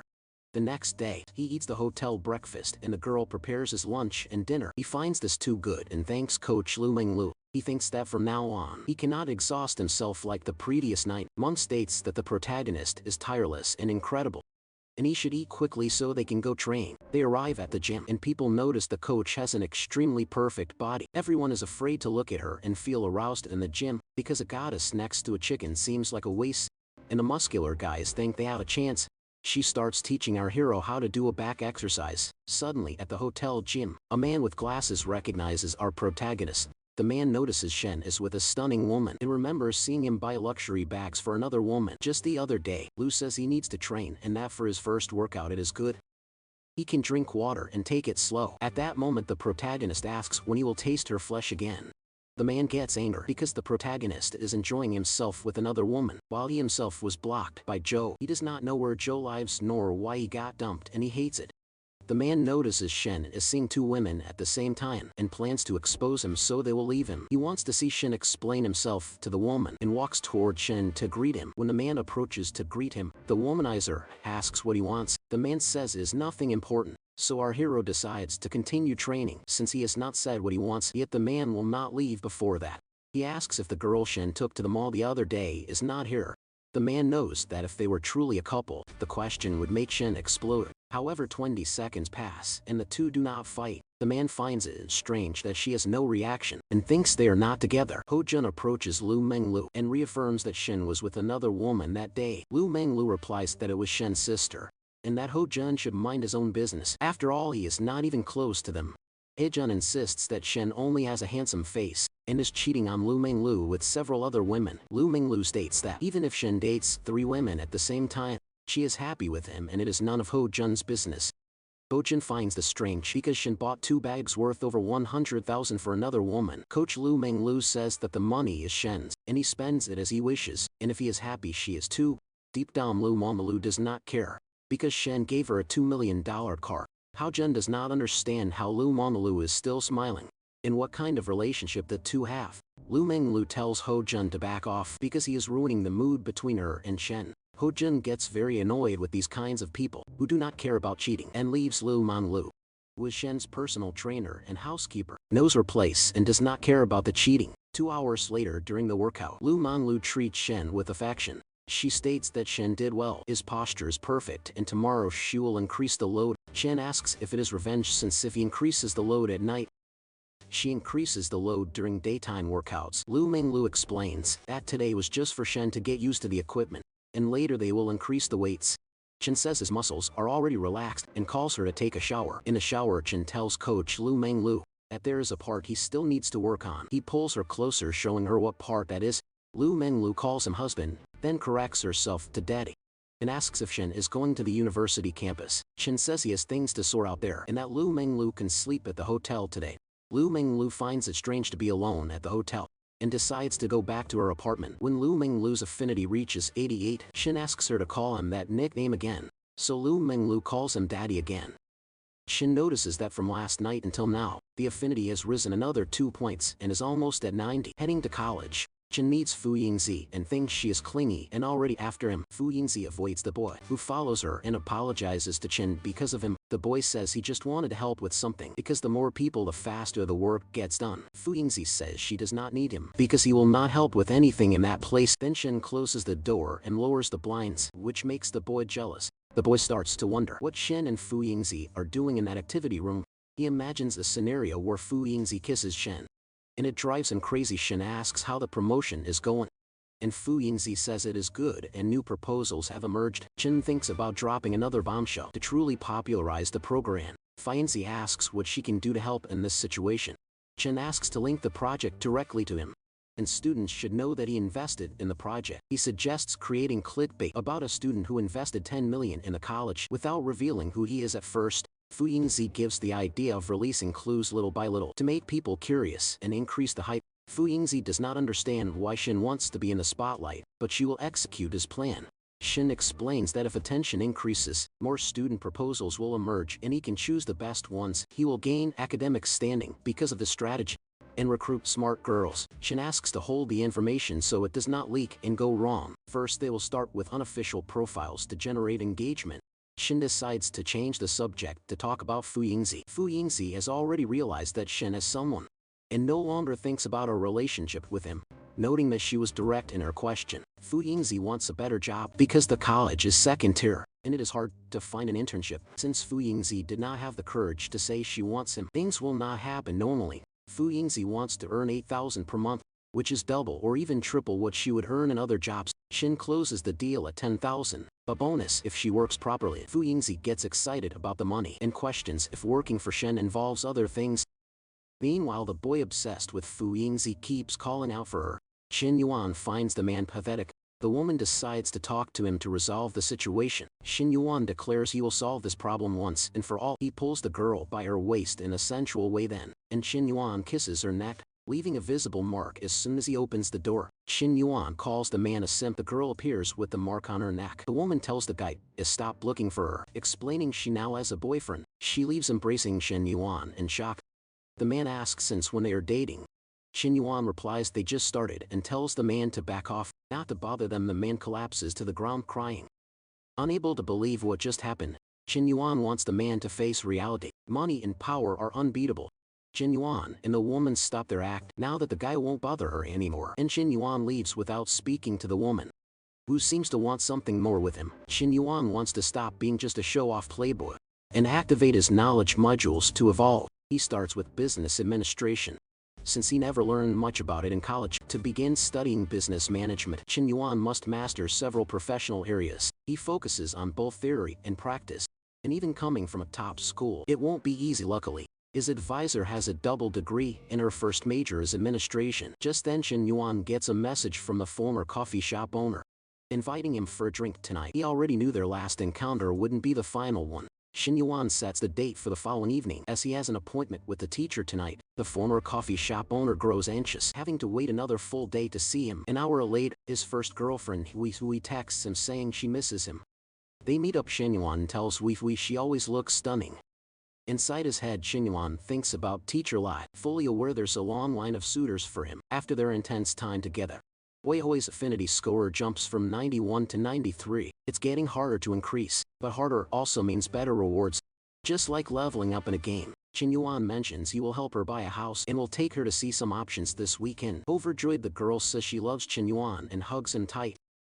The next morning on the college campus, students are buzzing about the startup incubator. They wonder if a student invested the 10 million. Other girls think none of them have the brains for real investment. Hui's friend wants to tell everyone the truth, but Hui asks her to keep it a secret. The friend doesn't understand why Shin Yuan hides the secret and flaunts his money discreetly. She even offers to be an employee or assistant to Shin Yuan, Hui's boyfriend. The friend quickly denies any intention of stealing her boyfriend and expresses happiness for Hui being with Shin Yuan. Then the friend starts asking questions about what they did, and Hui gets embarrassed to answer. A girl asked Yuping if she saw the post about the student who spent 10 million on the incubator. Yuping says, "You shouldn't believe internet gossip, and that people are trying to make fools of everyone. After all, if someone did that, they must have a net worth of at least 100 million yen, and the college would let that person do whatever they wanted. With that kind of money, Yuping thinks if someone spent that much, they'd be showing off constantly, not being so discreet and boring." Yuping agrees with the girl and thinks the investor is Shin Yuan because he has money and bought the coffee shop for the older woman. She says the other day Shin Yuan was rude over something trivial and he must be the rich investor. Meanwhile, gossip spreads across the college campus.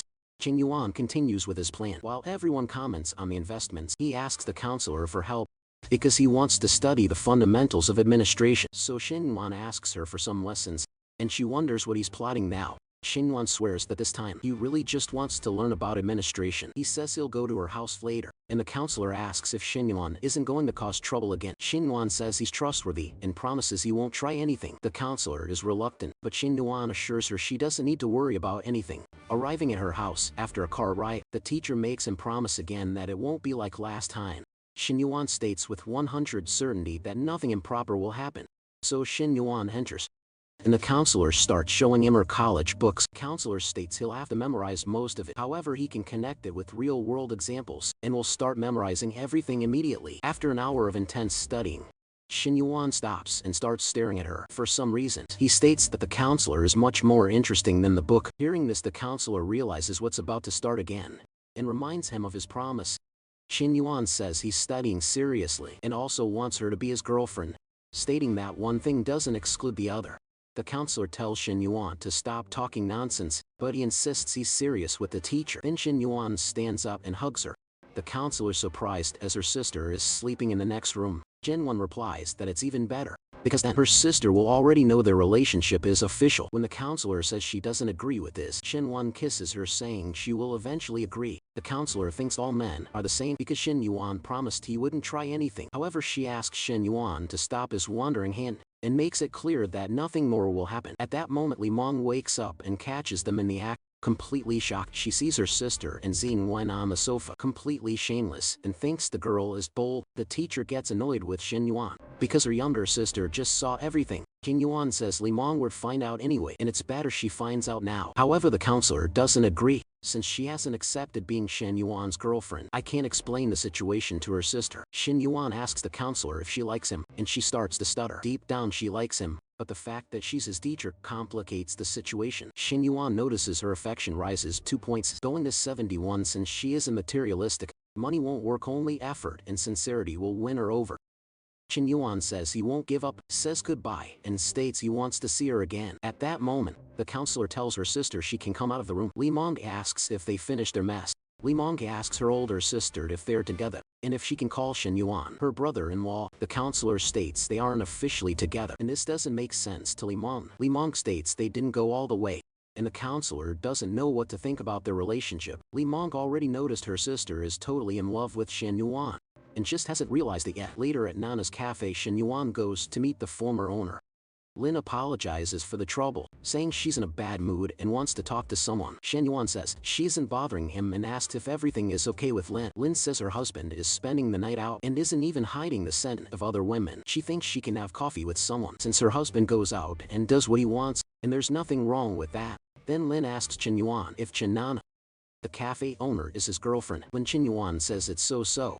Lin asks if Nana knows they are having coffee. Yuan replies he doesn't know and wouldn't care if Nana found out. Lin says she wouldn't feel guilt as she doesn't want to interfere with anyone's relationship. She asks Yuan for a hug. Feeling very sad, Yuan asks Lin to come close. As he hugs her, Yuan asks if her husband knows she's with him. Lin tells him not to mention her scumbag husband and kisses Yuan on the mouth. Yuan feels guilty for being with another woman in Nana's cafe, but he decides not to care because he's a scoundrel and doesn't want to overthink things. When Yuan starts to try something more advanced, Lin says she can. Yuan says she can't demand he behave at that moment. However, to compensate, Lin says she will help him relax. Yuan, however, isn't satisfied and still wants more. Chen and Lin engage in some more advanced games, and Lin feels like she's in paradise. Then Chen asks Lin to clean him in an unusual way. Shin always heard that younger guys don't appreciate mature women, but he sees they are wrong. With Lin it's different. Shin's affection level with her rises to 60. Shin is congratulated for having 5 women with affection levels above 60, and earns a bonus. He acquires twice as many high-efficiency study cards and more exclusive skills. Shin didn't expect the system, besides tracking affection, would also count how many women like him. Curious, Shin wants to see what good comes this time and performs the draw. He thought the management book took too long, but the card will help him in just a few hours. The perfect life draw offers random rewards like bonuses, real items, and even money, businesses, and attribute boosts. Chin wants to be lucky and win something really good. Suddenly Lin notices. Chin is very happy and has never seen him this way. Lin says it's time to go home and that next time they will continue. Chin is impressed that Lin wants to continue the affair. Chin receives several comments that finds he sent from the internet. People doubt there's any student in the course who actually has all that money. Fu Yingzi thinks receiving hate online is a good sign as it generates visibility. Due to the discussion, Chin will start dropping more clues about his course year and area. Without revealing his name, he will put the startup project aside for now to see the surprise. The system has prepared seeing 1-2 draw chances. Chin wants to use them now. He receives a 500 square meter shop in Yunki Elegant Garden. Chin must pick it up in 1 week at the Elegant Garden sales office. He is amazed to win a shop in the most luxurious location in Star City, which will bring in a lot of money. Chin can live off the rental income from the shop and still performs another draw. In this draw, Chin wins an attribute adjustment for his physical status. This way he can complete his training mission by adjusting his fat and gaining muscle mass. Since he is an ectomorph, it is hard for Chin to gain mass, so he boosts his weight, adding the weight he gained from Coach Lu's training. Chin now has 5 kilograms of muscle. This system gives bonuses for high affection levels and generates rewards for reaching a high number of girls with affection. So Chin needs to expand his network and meet even more women. To earn more rewards, Chin hears he can study and get closer to the counselor at the same time. With this car, Chin has even more topics to discuss with her the next day. While maintaining his gym and study routine, Chin buys a Maserati for Chenna and gets a G63 for himself. People notice Shen's car costs 3 million and cannot believe someone like him can study there. They say the person behind the startup is from the international business course and drives a G-class in the school auditorium. They ask a student why he came to the fair if his family already owns a company. The rich kid says he came to learn from other businesses to become a good manager, always evolving. A woman asks if she can join his company. If she cannot get an internship, the rich man says of course, and she just needs to send her resume, as she would fit right into the company. Freshmen looking for internships can apply to his company. He offers to help however he can. Since they are from the same college, people think he does not come there to learn, but just to show off and pick up women. The girls think the senior is humble. Unlike Shen, who only has a coffee shop and chases older women, having a coffee shop compared to a company is ridiculous. In this girl's view, the other rich girl thinks it is better not to even talk about Yuan. After what he did, they lose respect for him. The senior asks the freshman if she has time to have dinner with him after the fair, and she accepts. Students know cars are prohibited on campus and wonder what is happening after all. Out of nowhere, G-class parks there, grabbing everyone's attention. Gossip spreads across campus, saying the student who invested 10 million in a startup is the same one driving that car. If he is rich and a university student, he is more interesting than the other older student. Chen Yuan asks his 2 friends if they want to ride back to the dorm. At that moment, the girls are shocked to discover Chen Yuan is driving the car. His friend is stunned to see Chen Yuan behind the wheel of the G-Wagon. But Gold Ditter approaches thinking Chen Yuan is just the car's driver. But looking through the window, she sees no one in the back seat. Chen Yuan's friends realize her intention and tell the girl to move because they are getting in the car. The girls wonder how someone like Shin Yuan can be so rich, and no one knew until now. They question if even apologizing, Shin Yuan would forgive them, and they conclude he would not. The news that Shin Yuan owns the G-Wagon quickly goes viral across the college campus. The girls forget everything else, and their only goal becomes the protagonist. If you were a 60-year-old billionaire, they would have doubts, but Shin Yuan is 21 and handsome. They find his number and decide to try and win over a playboy hero. One of the girls, even with a boyfriend, states that if she gets a chance with Chen Yuan, she will dump her boyfriend instantly. Long Jinghen talks to Fu Yingzi about working with Shin Yuan at the startup. Long Jinghen asks Fu Yingzi to introduce Shin Yuan to her. Fu Yingzi replies that Long Jinghen should focus on radio, since she's in her 2nd year. Long Jinghen argues that the job market is competitive, and she wants to prepare now. That is why she has a sudden interest in entrepreneurship. Fu Yingzi obviously does not believe the lie. Long Jinghen is known as the Little Dragon Maiden for her sculpted body and short stature. Later, Fu Yingzi changes her mind, realizing she is trying to arrange a marriage for Shin Yuan. Many online comments pop up on Shin Yuan's phone, but he does not even look at them. Shin Yuan says the number of messages and the harassment he is suffering is a bit disgusting. His friend asks if Shin Yuan is hooking up with so many women that he is already feeling sick. Shin Yuan replies that if it were just women, it would be fine. The problem is that many guys are also adding him. Even girls who cannot talk to Shin Yuan are messaging his friends. Our hero asks his friends not to reply to these girls. His friends get annoyed because they have not been with anyone for years. While Shin Yuan is with many, Shin Yuan thinks that for every 500 reputation points, he gets a lottery chance, able to win exclusive skills or attribute points. He concludes that if it were not for the system mission, he would not even waste time on fame and reputation. For Shin Yuan, no matter how much people talk about him, it is worth nothing if it does not have a real impact on the students. He wants to gain their respect and increase his reputation, which is currently 33 at this moment. Shin Yuan decides to talk to Fu Yingzi and sends a message asking to meet her at the office soon. Next he calls Sui Sui, who asks if she can spend time with him today. Shin Yuan also tells Sui Sui to go to his office at school. Now that he is famous, Shin Yuan cannot walk around with Sui Sui to avoid gossip. Shin Yuan tells his friends he is leaving and that they should not expect him back today. He states that their time to find women will come, even with summer ending when Shin Yuan meets Sui Sui. She hugs him. Shin Yuan calls her to talk inside the office. Hoi Hoi comments that he is famous, and all the girls on campus know him. She says they even leaked Shin Yuan's data online. He thinks the college students are too emotional. Hoi Hoi advises Shin Yuan to protect himself more, because men also need protection. Shin Yuan asks why Hoi Hoi closed the window. Hoi Hoi says it's to show him something she wants to try. However, Shin Yuan refuses as he has a meeting right now. Hoi Hoi makes a sensual gesture to provoke Shin Yuan. Meanwhile, Fu Yingzi hears a strange noise coming from inside Shin Yuan's office and realizes it's not business talk. Knowing her boss is powerful, Fu realizes the conversation isn't normal and hides. As a secretary, Fu's role is to stay by the door so no one hears what's happening inside. A class period passes, and Fu realizes they still aren't finished, and she is already tired. The door opens and Hui Hui exits, looking at Fu as if to ensure the man is hers. Hoi Hoi approaches Fu and asks what the boss wanted to talk about. Shin Yuan says the buzz is great because of Hoi Hoi. However, Hoi Hoi, with humility, says she couldn't have done it alone.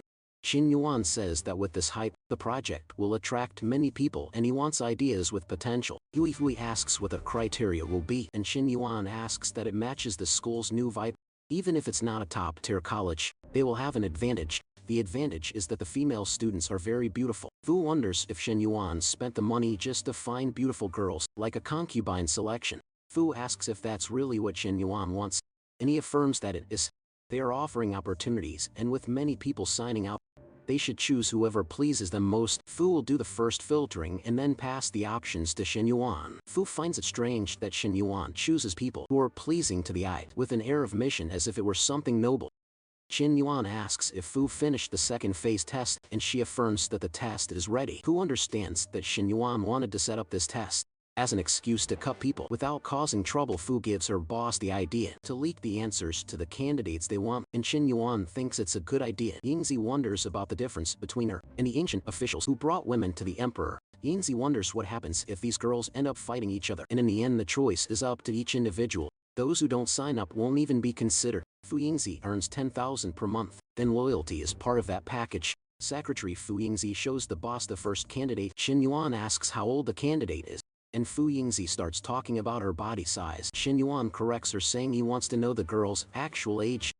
Then Fu Yingzi states the candidate is 19 years old, and her nickname is Little Dragon Maiden. Shin Yuan realizes he will have to tame the dragon, and first he must get closer. He asks the secretary for the candidate's number. Shin Yuan receives a message from a married woman from the coffee shop inviting him for a drink tonight. He does not expect to see her again so soon. Shin Yuan wonders if it will just be a drink and tells her it can be tonight. The woman is happy he replied so late and already feels the butterflies of a first teenage love.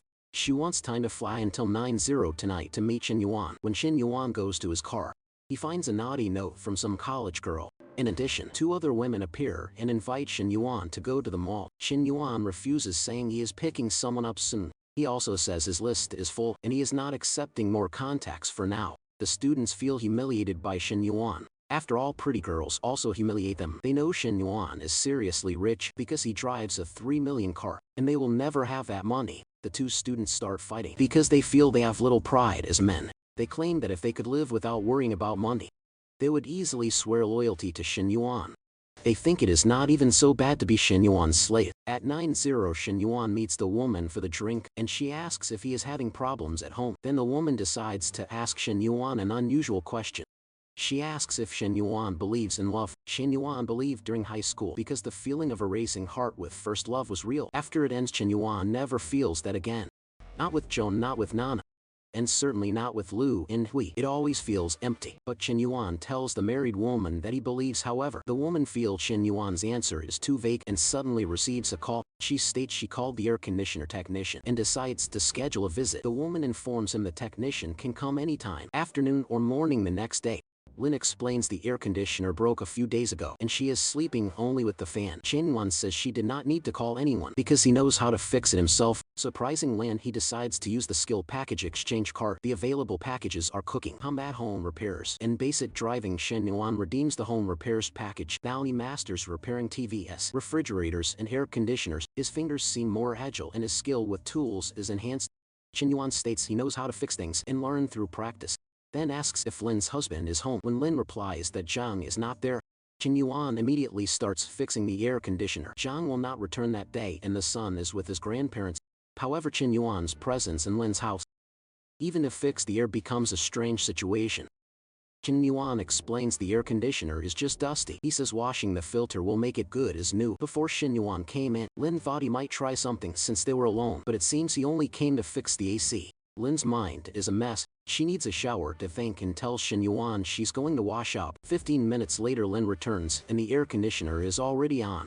Lin doesn't even know how to thank Shin-won. Seeing the AC working, Shin-won says he knows a way for Lin to thank him. Lin replies she can't do that, fearing her husband might come home. After asking why, Shin-won says if something breaks, whether in the house or in the heart, he can fix it. Shin-won begins an intense act, and Lin seems to enjoy it. Lin thinks of this as payment for fixing the air conditioner. Lin realizes this is what they call truly letting go. Compared to this, being with Zhang was a complete waste of time because he was too weak. At that moment Zhang, Lin's husband, arrives home tired and very stressed. He went out drinking and got annoyed by a woman who tried to get with him at night. Suddenly, they hear the sound of the door opening and Lin goes into shock. Lin quickly stands up, unable to believe her husband Jung's back home. Lin tells Shin-won to be quiet. If Jung finds out, she will lose the advantages she would have in a divorce. Shin-won says he will lock the door, and Lin wonders how he stays so calm in this situation. Jung thinks no one is home. However, the running air conditioner irritates him because it's wasting energy. He thinks Lin is useless. She spends the whole day doing nothing, not taking care of the house, and there isn't even any water. Jung wonders why the bedroom door is locked from the inside, and starts to get even angrier. Shin-won speaks in a low voice, saying he doesn't want to put Zhang in a difficult situation. Drunk Zhang asks if Lin is mad at him for coming home late, just because he went to socialize after work. Meanwhile, Shin-won and Lin continue their act, not caring about Zhong's arrival. Angry Zhong demands to enter the room and says he won't fulfill his husbandly duties, leaving them for the next day. Then Zhong collapses onto the bed drunk and immediately falls asleep. Lin asks Shin-won to make less noise because her husband is on the other side of the wall. Shin-won says Zhang snores like a pig and won't hear or know anything that's happening. Shin-won claims Zhang snores so much that his own body ends up reacting unintentionally. Lin thinks Shin-won is playing with danger and doesn't want to get carried away by emotion. Lin tries very hard not to make any noise, so Zhang hears nothing. The next morning, Zhang wakes up with a hangover. He's sure the bartender spiked his drink. He notices Lin hasn't made coffee in 2 years and wonders what's gotten into his wife. A proper wife at home and adventures outside is the life Zhong wants. Zhong asks if Lin slept well. After all, she locked the bedroom door again, looking very good. Lin says she slept perfectly. Zhong thinks it's strange when Lin changes out of nowhere. It means something is going on. He wonders if Lin is plotting something against him. Still suspicious, the husband checks the sheets in the trash can, but finds nothing suspicious. He concludes he's imagining things and decides to have breakfast with his wife. However, he mentions hearing a noise in the wall and asks if she heard it too. His wife, feigning ignorance, claims she slept deeply and heard nothing. She then comments that the air conditioner, which was broken, now works perfectly. She explains she called a technician to fix it. The husband realizes the noise he heard was from the repair, and his heart calms at a coffee shop. Lee Ying, Joe's best friend, notices Joe hasn't slept in 2 days. Joe reveals the reason is her ex-boyfriend Shin Yan, who became a millionaire, which makes her extremely sad. Lee Ying asks which ex, and Joe confirms it's Shin Yan, as she's never had another. Lee Ying expresses surprise, remembering Shin Yan was broke and had even sold his car. Joe explains that after their breakup, Shin-won prospered, buying an apartment and a car for another woman. Shocked by the mention of over 5 million, Lee Ying questions if the money isn't fake.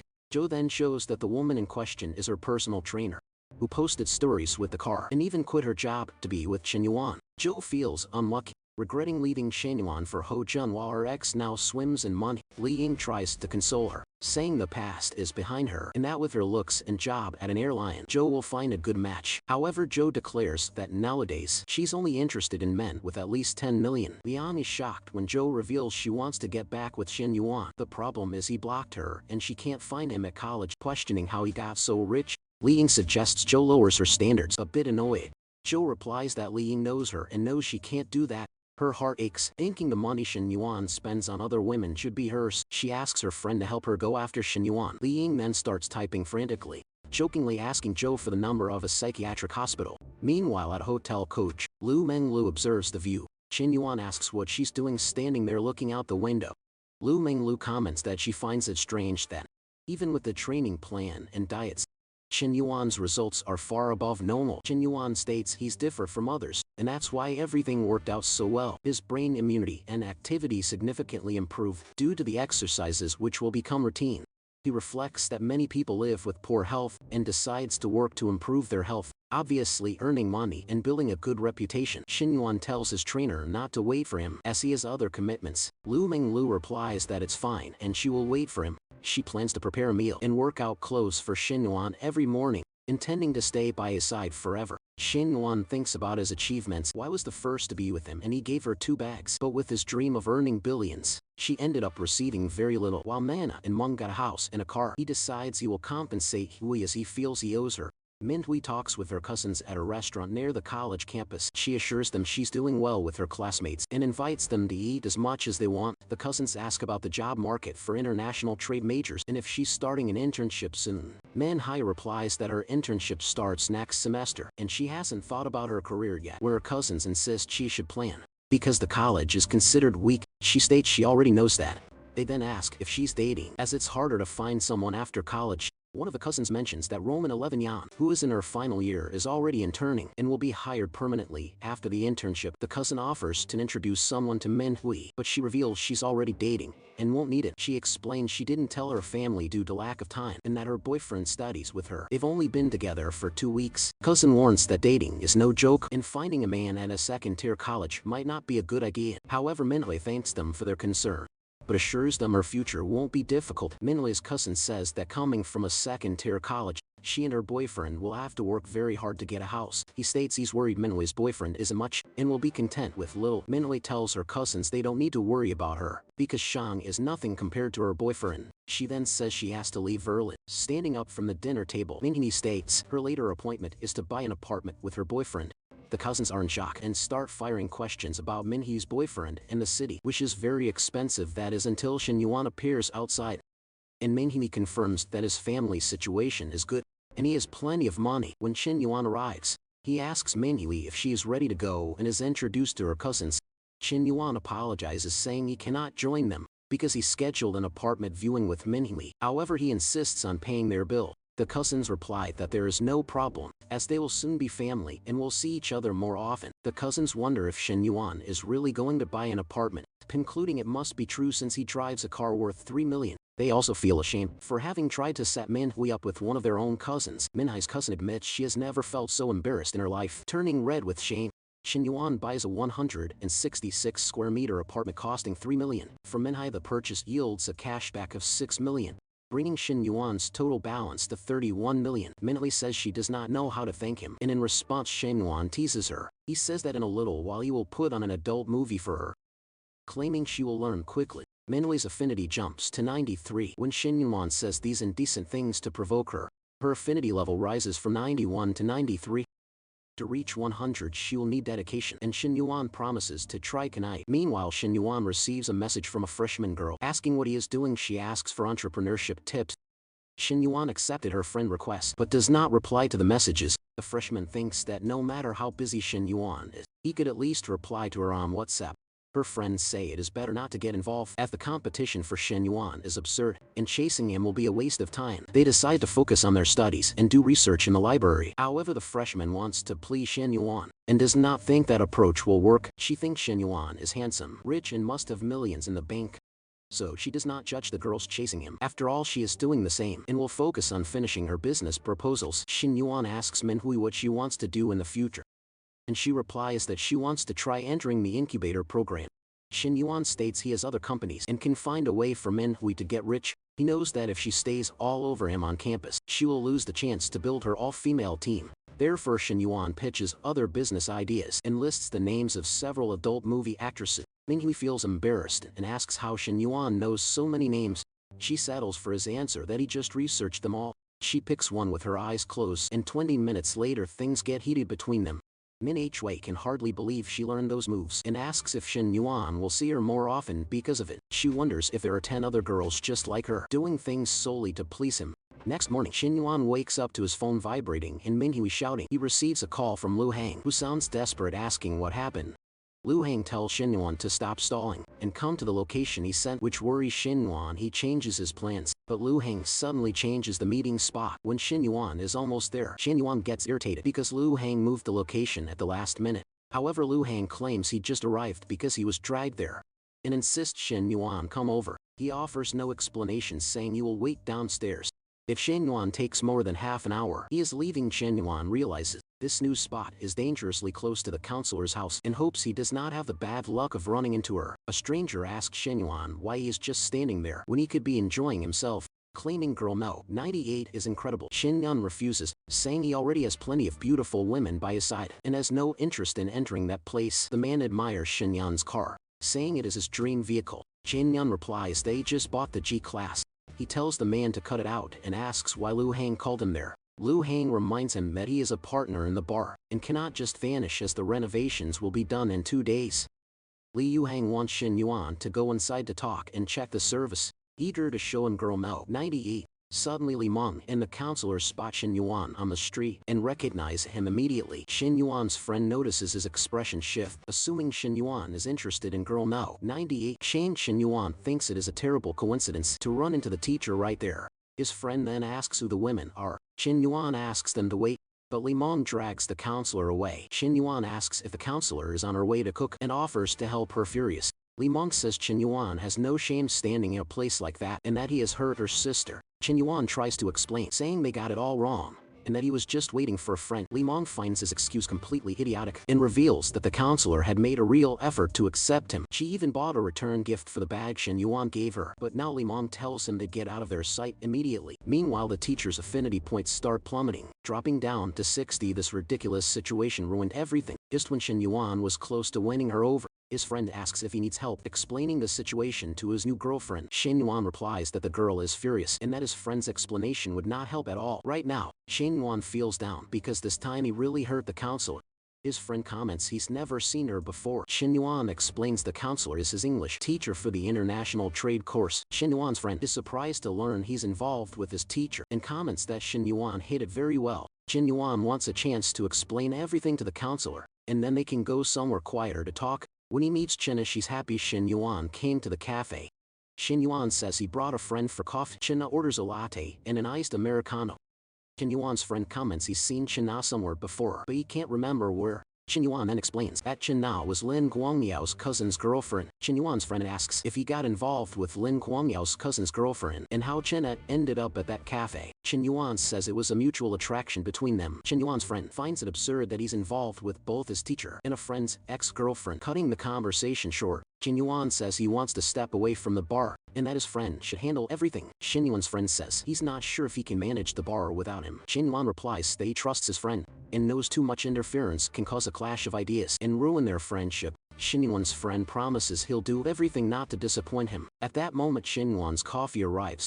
He thanks the woman serving him and calls her sister-in-law. The woman tells her boyfriend, Shin Yuan's friend, that his shirt is wrinkled and fixes it for him. Shin Yuan notices they are so close that being there makes him miss having a relationship in his life. Chinna's younger sister once experienced during the holidays and thought about working at the cafe. Shin Yuan says it's a great idea. After that, Chinna goes to take a shower as it was a tough day. Meanwhile, Shin Yuan decides to call the counselor to explain himself. However, the counselor doesn't answer and Shin Yuan wonders if she's okay. Li Ming says Shin Yuan has the nerve to call and tells the counselor to block him immediately. Li Ming states that Shin Yuan isn't worth the counselor's sadness, as he's a man of bad character. The teacher wonders why men like places like that, which are brothels. Li Ming replies that most men are like that. The counselor then wonders why she's suffering if she already knows what men are like. Li Ming says men chase excitement and when their needs aren't met, They seek out those places. The counselor starts to think it's her fault for not helping Shin Yuan relieve himself and that he went to the brothel because of it. She starts blaming herself non-stop and Limong gets angered, telling her to stop. Limong asks the counselor what happened when she fell in love last time. Remembering what happened, the counselor controls herself and doesn't get carried away by emotion. Many colleagues who never even spoke to Shin Yuan start asking for business opportunities and doesn't even want to respond to them. But the Dragon Maiden sent some messages. She sent trivialities about the weather and wind on campus. Shin Yuan knows her photos are edited and wants to see her delicacy in person. So Shin Yuan turns off his phone and says he will reply when he's not busy. Chen acts dryly with the freshman, wanting to play hard to get to increase her interest. At this moment Nana appears wearing a blazer and sensual clothes, calling Chen testing his willpower. Chen fails and tears Nana's clothes. He can't resist because Nana is too beautiful and starts kissing her. Nana notices Shen is stronger and asks if he's been going to the gym. As they go to the couch, Chen asks Nana if she knows how to ride a horse. Chen says that today he will be like a horse for her to ride, and then he will truly take her horseback riding. When Nana states she doesn't quite know how that works, Chen teaches her. Chen really likes the way Nana does it, and they get up to mischief. Meanwhile at the university, hundreds of students submit their projects to the professor. Before no one asked for startup grants, but now all students want them. After this, Chen is on the treadmill with Menglu and receives a call from the secretary. The secretary informs Chen that they received the first batch of startup projects, totaling over 600. The gender ratio is 628 women and only 25 men. Chen asks the secretary to handle the screening. He instructs her not to reject all the men, because if any have a decent project, he can send it through. If it's just pretty women, it turns into a dance group. Training talents is useful because if he acquires system company, he won't have anyone to manage them. Menglu gets jealous of Shen's coworker. Menglu says she's not jealous, and Shen states his relationship with Fu is professional. Shen knows that when a third girl reaches an affection level above 90, he will get a bonus. A loving phrase from Menglu caused this rise in her affection level. Shen wants to see what generous prize the system will grant for having another girl with 90 affection. The prize is a 5mm increase to his organ, 30 million in exclusive funds, plus new abilities. The family fund is for his parents, and he still has abilities saved, but the increase surprises him. Chen asks the system to activate the first reward, and feels a warmth below his navel, stopping his cardio. Chen calls Menglu a different way without explaining anything. When they go to take a post-workout shower, Menglu is in shock. Menglu says there's something different about Chen, and thinks it has to do with the workouts. Chen says it might have been Menglu who changed this and him scared. Menglu asks Chen to go easy on her. Chen notices this change had a big effect and promises to be careful. He lets the coach rest. After all, an emergency just appeared. Chen knows his other women will also have to adapt to his new spear. A day after the incident with the counselor, Chen gets scared seeing she doesn't respond or answer his calls. Chen thinks only by talking in person will she understand he didn't do anything and that it was all a misunderstanding. So he knocks on her door lying and saying he's a downstairs neighbor. When she opens it and sees Chen, she recognizes him and says he's lying again. Chen asks to enter her house. She asks why he wants to enter and what he's going to try to do. Chen says he wants to explain himself because she misunderstood everything the day before. The counselor states she won't believe he went to that place and did nothing. However, Chen says he really didn't do anything there. She says she doesn't want explanations and also doesn't believe Shen. Shen states his childhood friend changed the meeting location to that club because he wanted to talk. It was a coincidence they saw him there, and he tried to call to explain, but she refused his calls. The counselor asks how Shen can prove he was just waiting for someone and did nothing. Shen shows the conversation where his friend changes the location from a restaurant to the club. He explains that when he arrived there, he rushed his friend to come down, and says she can even see it on the security cameras. Explanation and the proof are convincing, and the counselor believes Shen. The affection level rises to 70. When Shen explains he would never frequent a place like that, the girl apologizes upon understanding his side, and the score jumps to 72. Happy with the resolution, protagonist asks if he can come in for a glass of water. She immediately realizes he's trying to repeat the same trick from last time. The hero swears he came running and is dying of thirst, promising not to try anything even suspicious. She tells him to wait where he is and goes in to get the water. Seconds later she returns with a glass. Shin doesn't understand the counselor's judging gaze, as if he's a pervert, a neighbor watching everything. Comments that the best things don't happen in a hurry, and the boy needs to be patient. However, the protagonist retorts, saying he who rushes gets the hot meal, and he who delays gets the scraps. The older woman is charmed by his boldness and thinks about hiring a similar companion. The visit was worth it to resolve the misunderstanding, as he gains an invitation to go out and increases their affinity. Later, Su Jiawei invites our hero to a video call.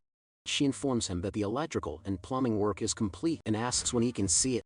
Chin says he's coming right now and tells Sue to wait for him. Half an hour later he arrives and questions why she's so nervous, acting as if he's going to do something improper. Enter and Zoe shows him everything step by step.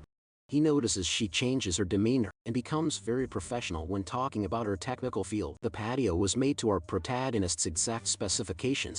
Chin feels at ease watching Sue organize everything and says he will take her to dinner. However, she says she needs to go home because she has to make dinner for her brother and mother. Suddenly she walks and bumps into Chin, who purposely stopped in front of her. Looking into the girl's eyes, Yuan says she is very beautiful, leaving her shy and speechless. At that moment, it starts raining heavily and they need to run for shelter. When the girl's shirt gets soaked, she asks him not to look, but the protagonist can't help it, admiring her beauty when Sue sneezes because of the cold.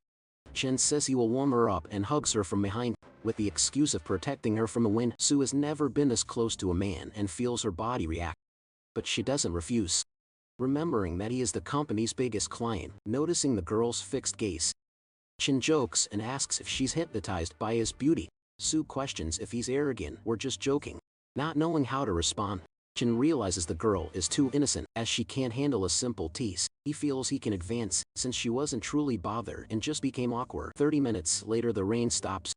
Chin releases her arm, apologizes, and offers to take her home. 40 minutes later he drops her off at home and asks to come up. Chin already imagined the family situation wasn't easy, but he didn't expect them to live in a practically abandoned building. Sue warns that she'll have to cook and won't be able to give him attention. On the street the neighbors notice the luxury car arriving and wonder if it's Sue's boyfriend. They think it's likely she's found someone, but they doubt the guy's intentions.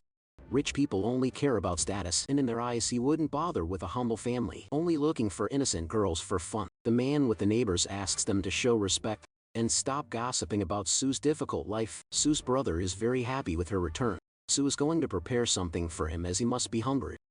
Sue's mother was about to ask about her younger brother, and Sue introduces him as Jizino Su Jingji. Sue's younger brother is a bit shy and doesn't even greet Shin Yuan. Meanwhile, Sue's mother suddenly stands up, wanting to stretch her legs, and asks who the man is. Su Shuaiwei introduces Shin Yuan as a friend. However, Sue's mother finds it strange. After all, Sue has never brought a man home before. Sue's mother thinks he might be a boyfriend and thanks him for the food Shin Yuan brought. Shin Yuan sits down while Sue prepares dinner. Su Jingji goes to get a glass of water for the guest. 30 minutes later the food is ready and everyone gets ready to eat. Su Jingji is very happy with his older sister's cooking. Sue's mother tells Shin Yuan he can eat as much as he wants. Shin Yuan says Sue's mother is very kind and just being able to try Sue's food is already great. Shin Yuan understands why Sue has a different demeanor. She has become the foundation of the house and needs to be strong for her family. Sue says she will transfer the money for the food Shin Yuan bought back to him. Shin Yuan, our protagonist, asks to borrow Sue's phone. Then he says goodbye and leaves. Su Shuaiwei picks up her phone and is shocked to see a transfer of 50,000 yuan from the window. Sue starts yelling for Shin Yuan to come back, but he pretends not to hear. 50,000 yuan isn't much for Shin Yuan, and it would help Sue's life for a while. He just doesn't know if she will accept it. Shin Yuan also didn't see Sue's affinity points and feels like he is recovering something he lost. At that moment his secretary calls Shin Yuan and they start talking. Fu Yingzi says the list is ready. They selected 12 people, 1 woman for 11 men. Shin Yuan says Fu Yingzi did a good job and will get a bonus this month because of it. It's Shin Yuan's father's birthday and he will give a gift that could be a 30 million fund. He has the 3 women and it will be 1 night with each. Shin Yan will have to balance everything in juggle. A neighbor asks if the man who came earlier was Su Shui's boyfriend. Sue's mother doesn't know, but she says Chin Yan seems rich because his car cost 3 million. If Sue married Chin Yan, the family's life will change drastically.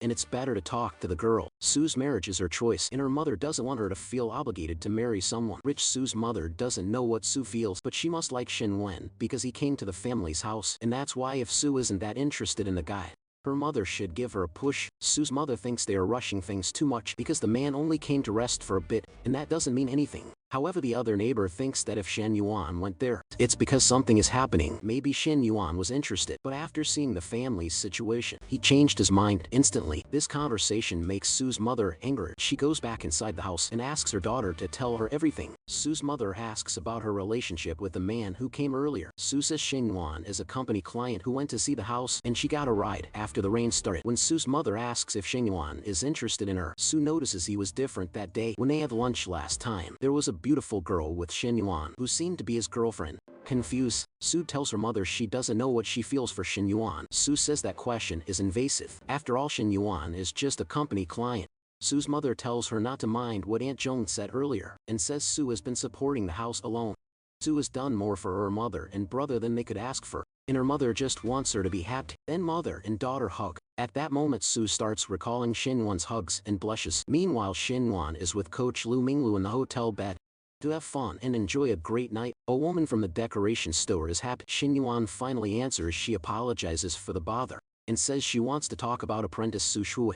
Shinwan goes to the store and asks if something happened to Sue, since she called so early. The woman from the store then says Shinwan transferred 50,000 yuan, and Sue returned it, but he did not accept.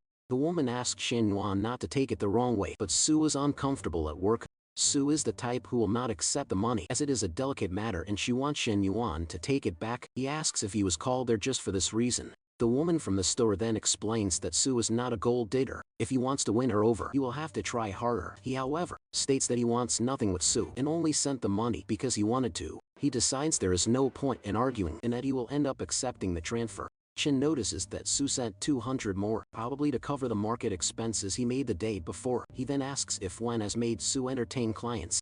Drink at project meetings lately. The woman from the decoration store replies that Sue's only job right now is to supervise his project. He thanks her and says goodbye. Ending the meeting, the woman from the store thinks it would be good if Sue stayed with Shen, as her life and her family's would change, but Sue has principles. She reflects that nowadays many women choose easy paths, and girls like Sue are wary. Meanwhile, a married woman asks Shen if he is free tonight for another drink. Shen, the womanizer, replies that they do not need to go to a cafe and can go straight to her house. The married woman warns that her husband could arrive at any moment, and Chen thinks this makes the situation even more thrilling. She says Chen can come right now, as he needs energy to fix another air conditioner. The married woman promises she will make food for Chen when he arrives. At 6 in the evening, when Chen arrives at her house, the married woman is already preparing food. She informs him that she is making pork ribs with paprika and orange. Seeing that she prepared specific ingredients, Chen realizes that married women are truly experienced. Approaching her from behind, Chen asks if she has made this dish for her husband before. However, she states that it is the first time she is making it, as she saw the recipe online. Chen asks what time her husband arrives, and she replies it will be around 9 at night. Because of this, they have an hour and a half until Zhang arrives. Shin notices something different from last time and asks the married woman if she liked it. The married woman can barely respond, and then an hour passes. Shin Yuan tastes the dish and says it is great. It does not even seem like it is the first time she is making it. She says she can make it more often for Chen in the future, and he asks if it would not be complicated. However, the married woman reveals that she has already given up on divorcing and now truly wants to be happy. Shin is happy with the news and congratulates her for the courage to take this step. Even though he likes being with married women, her happiness comes first. The woman thanks Shen and says she made this decision because of him. Her affinity with Shen immediately jumps to 69, and Yuan states he is not a homewrecker. This is great for Shen, who can now spend money on her without worry. After the divorce, he wonders if her affection score increases with affection, and with a few small purchases, it should easily hit 90 points. Meanwhile, her husband Zhong notices a G-Wagon parked in their complex. Zhang doesn't know anyone who drives that car, but the man inside looks familiar. He remembers it's the rich guy who bought a car for Chen, and doesn't understand why he's here. Zhang sees that Chen even made pork ribs and thinks they are for him. Deep down, however, Chen knows she didn't prepare such a good dinner for Zhang. Zhang asks Chen to turn on the air conditioning, saying the fan is weak and there's no need to save on the electricity bill. Chen worries Shen's scent is still in the house, which is why she turned on the fan. After finishing his meal, Zhong goes to take a shower, determined to satisfy Chen. 10 minutes later, Zhong realizes the door is locked. He thinks he took too long in the shower, and Chen must have already fallen asleep. Zhang gets annoyed because he gave Chen a chance, but she didn't take it. He decides to save his energy and look for a younger woman. Meanwhile, on campus, many women gather for the Startup project. The ratio is 11 women to 1 man, and most are the goddesses of the college. A senior from the flight attendant program stands out. She is perfect, and everyone is crazy about her. There's also freshman Ayesh, who caused a stir as soon as she arrived, plus Jung Man, the cosplay muse who has 200,000 followers on Instagram. One of the girls feels bad for coming dressed simply on a day when so many goddesses are gathered. Yin Song, the international trade class representative, is the only man present. He feels something is off because the girls are from the elite, and the atmosphere doesn't feel like a typical business incubator. Yen Song thought Xinyuan liked his business plan, but it was just an illusion. He wonders why he was put on the final list, being the only man among so many women. Seeing all those beautiful women, Yen Song realizes it's time for the boss to make his move. Another man appears happy to find another Chinese person. There he is, a class representative who didn't know he enjoyed entrepreneurship. Xin Yuan appears, and all the girls go wild at his arrival. The protagonist recognizes the Chinese man, whose name is Mo Zhenwang.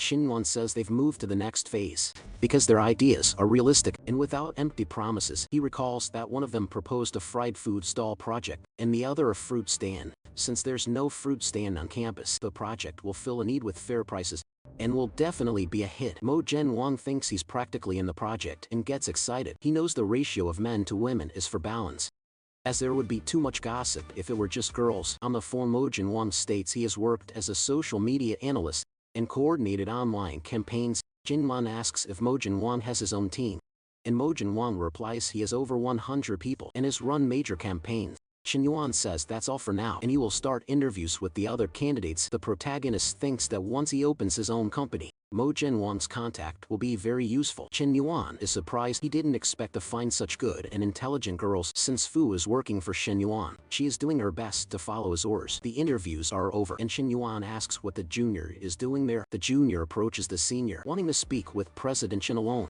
allows the junior to enter, and asks his assistant to step out for a moment. Then the junior asks what he wants to talk about, and questions if she's been disqualified after all. During the interview, Xinyuan barely looked at her, focusing on the other two candidates instead. But he says the results will only come out after the second assessment. When the junior asks if she'll get another chance, Xinyuan says he's already given her several chances. After all, letting her return to the room was already a chance for redemption. The junior already has her accounting certificate and is preparing for the junior economist exam. Even without experience, she can handle cash flow, financial reports, and other tasks. Questions if it wouldn't be more efficient to hire an experienced accountant instead of her. The junior says so many men chase her they could form a line, and that she waited 2 years to find someone like Shin Wen. She claims life doesn't offer chances like this all the time, and that she, the little dragon, will conquer Xinyuan no matter what. The junior argues that even without experience, she has a face and body that surpass any female accountant.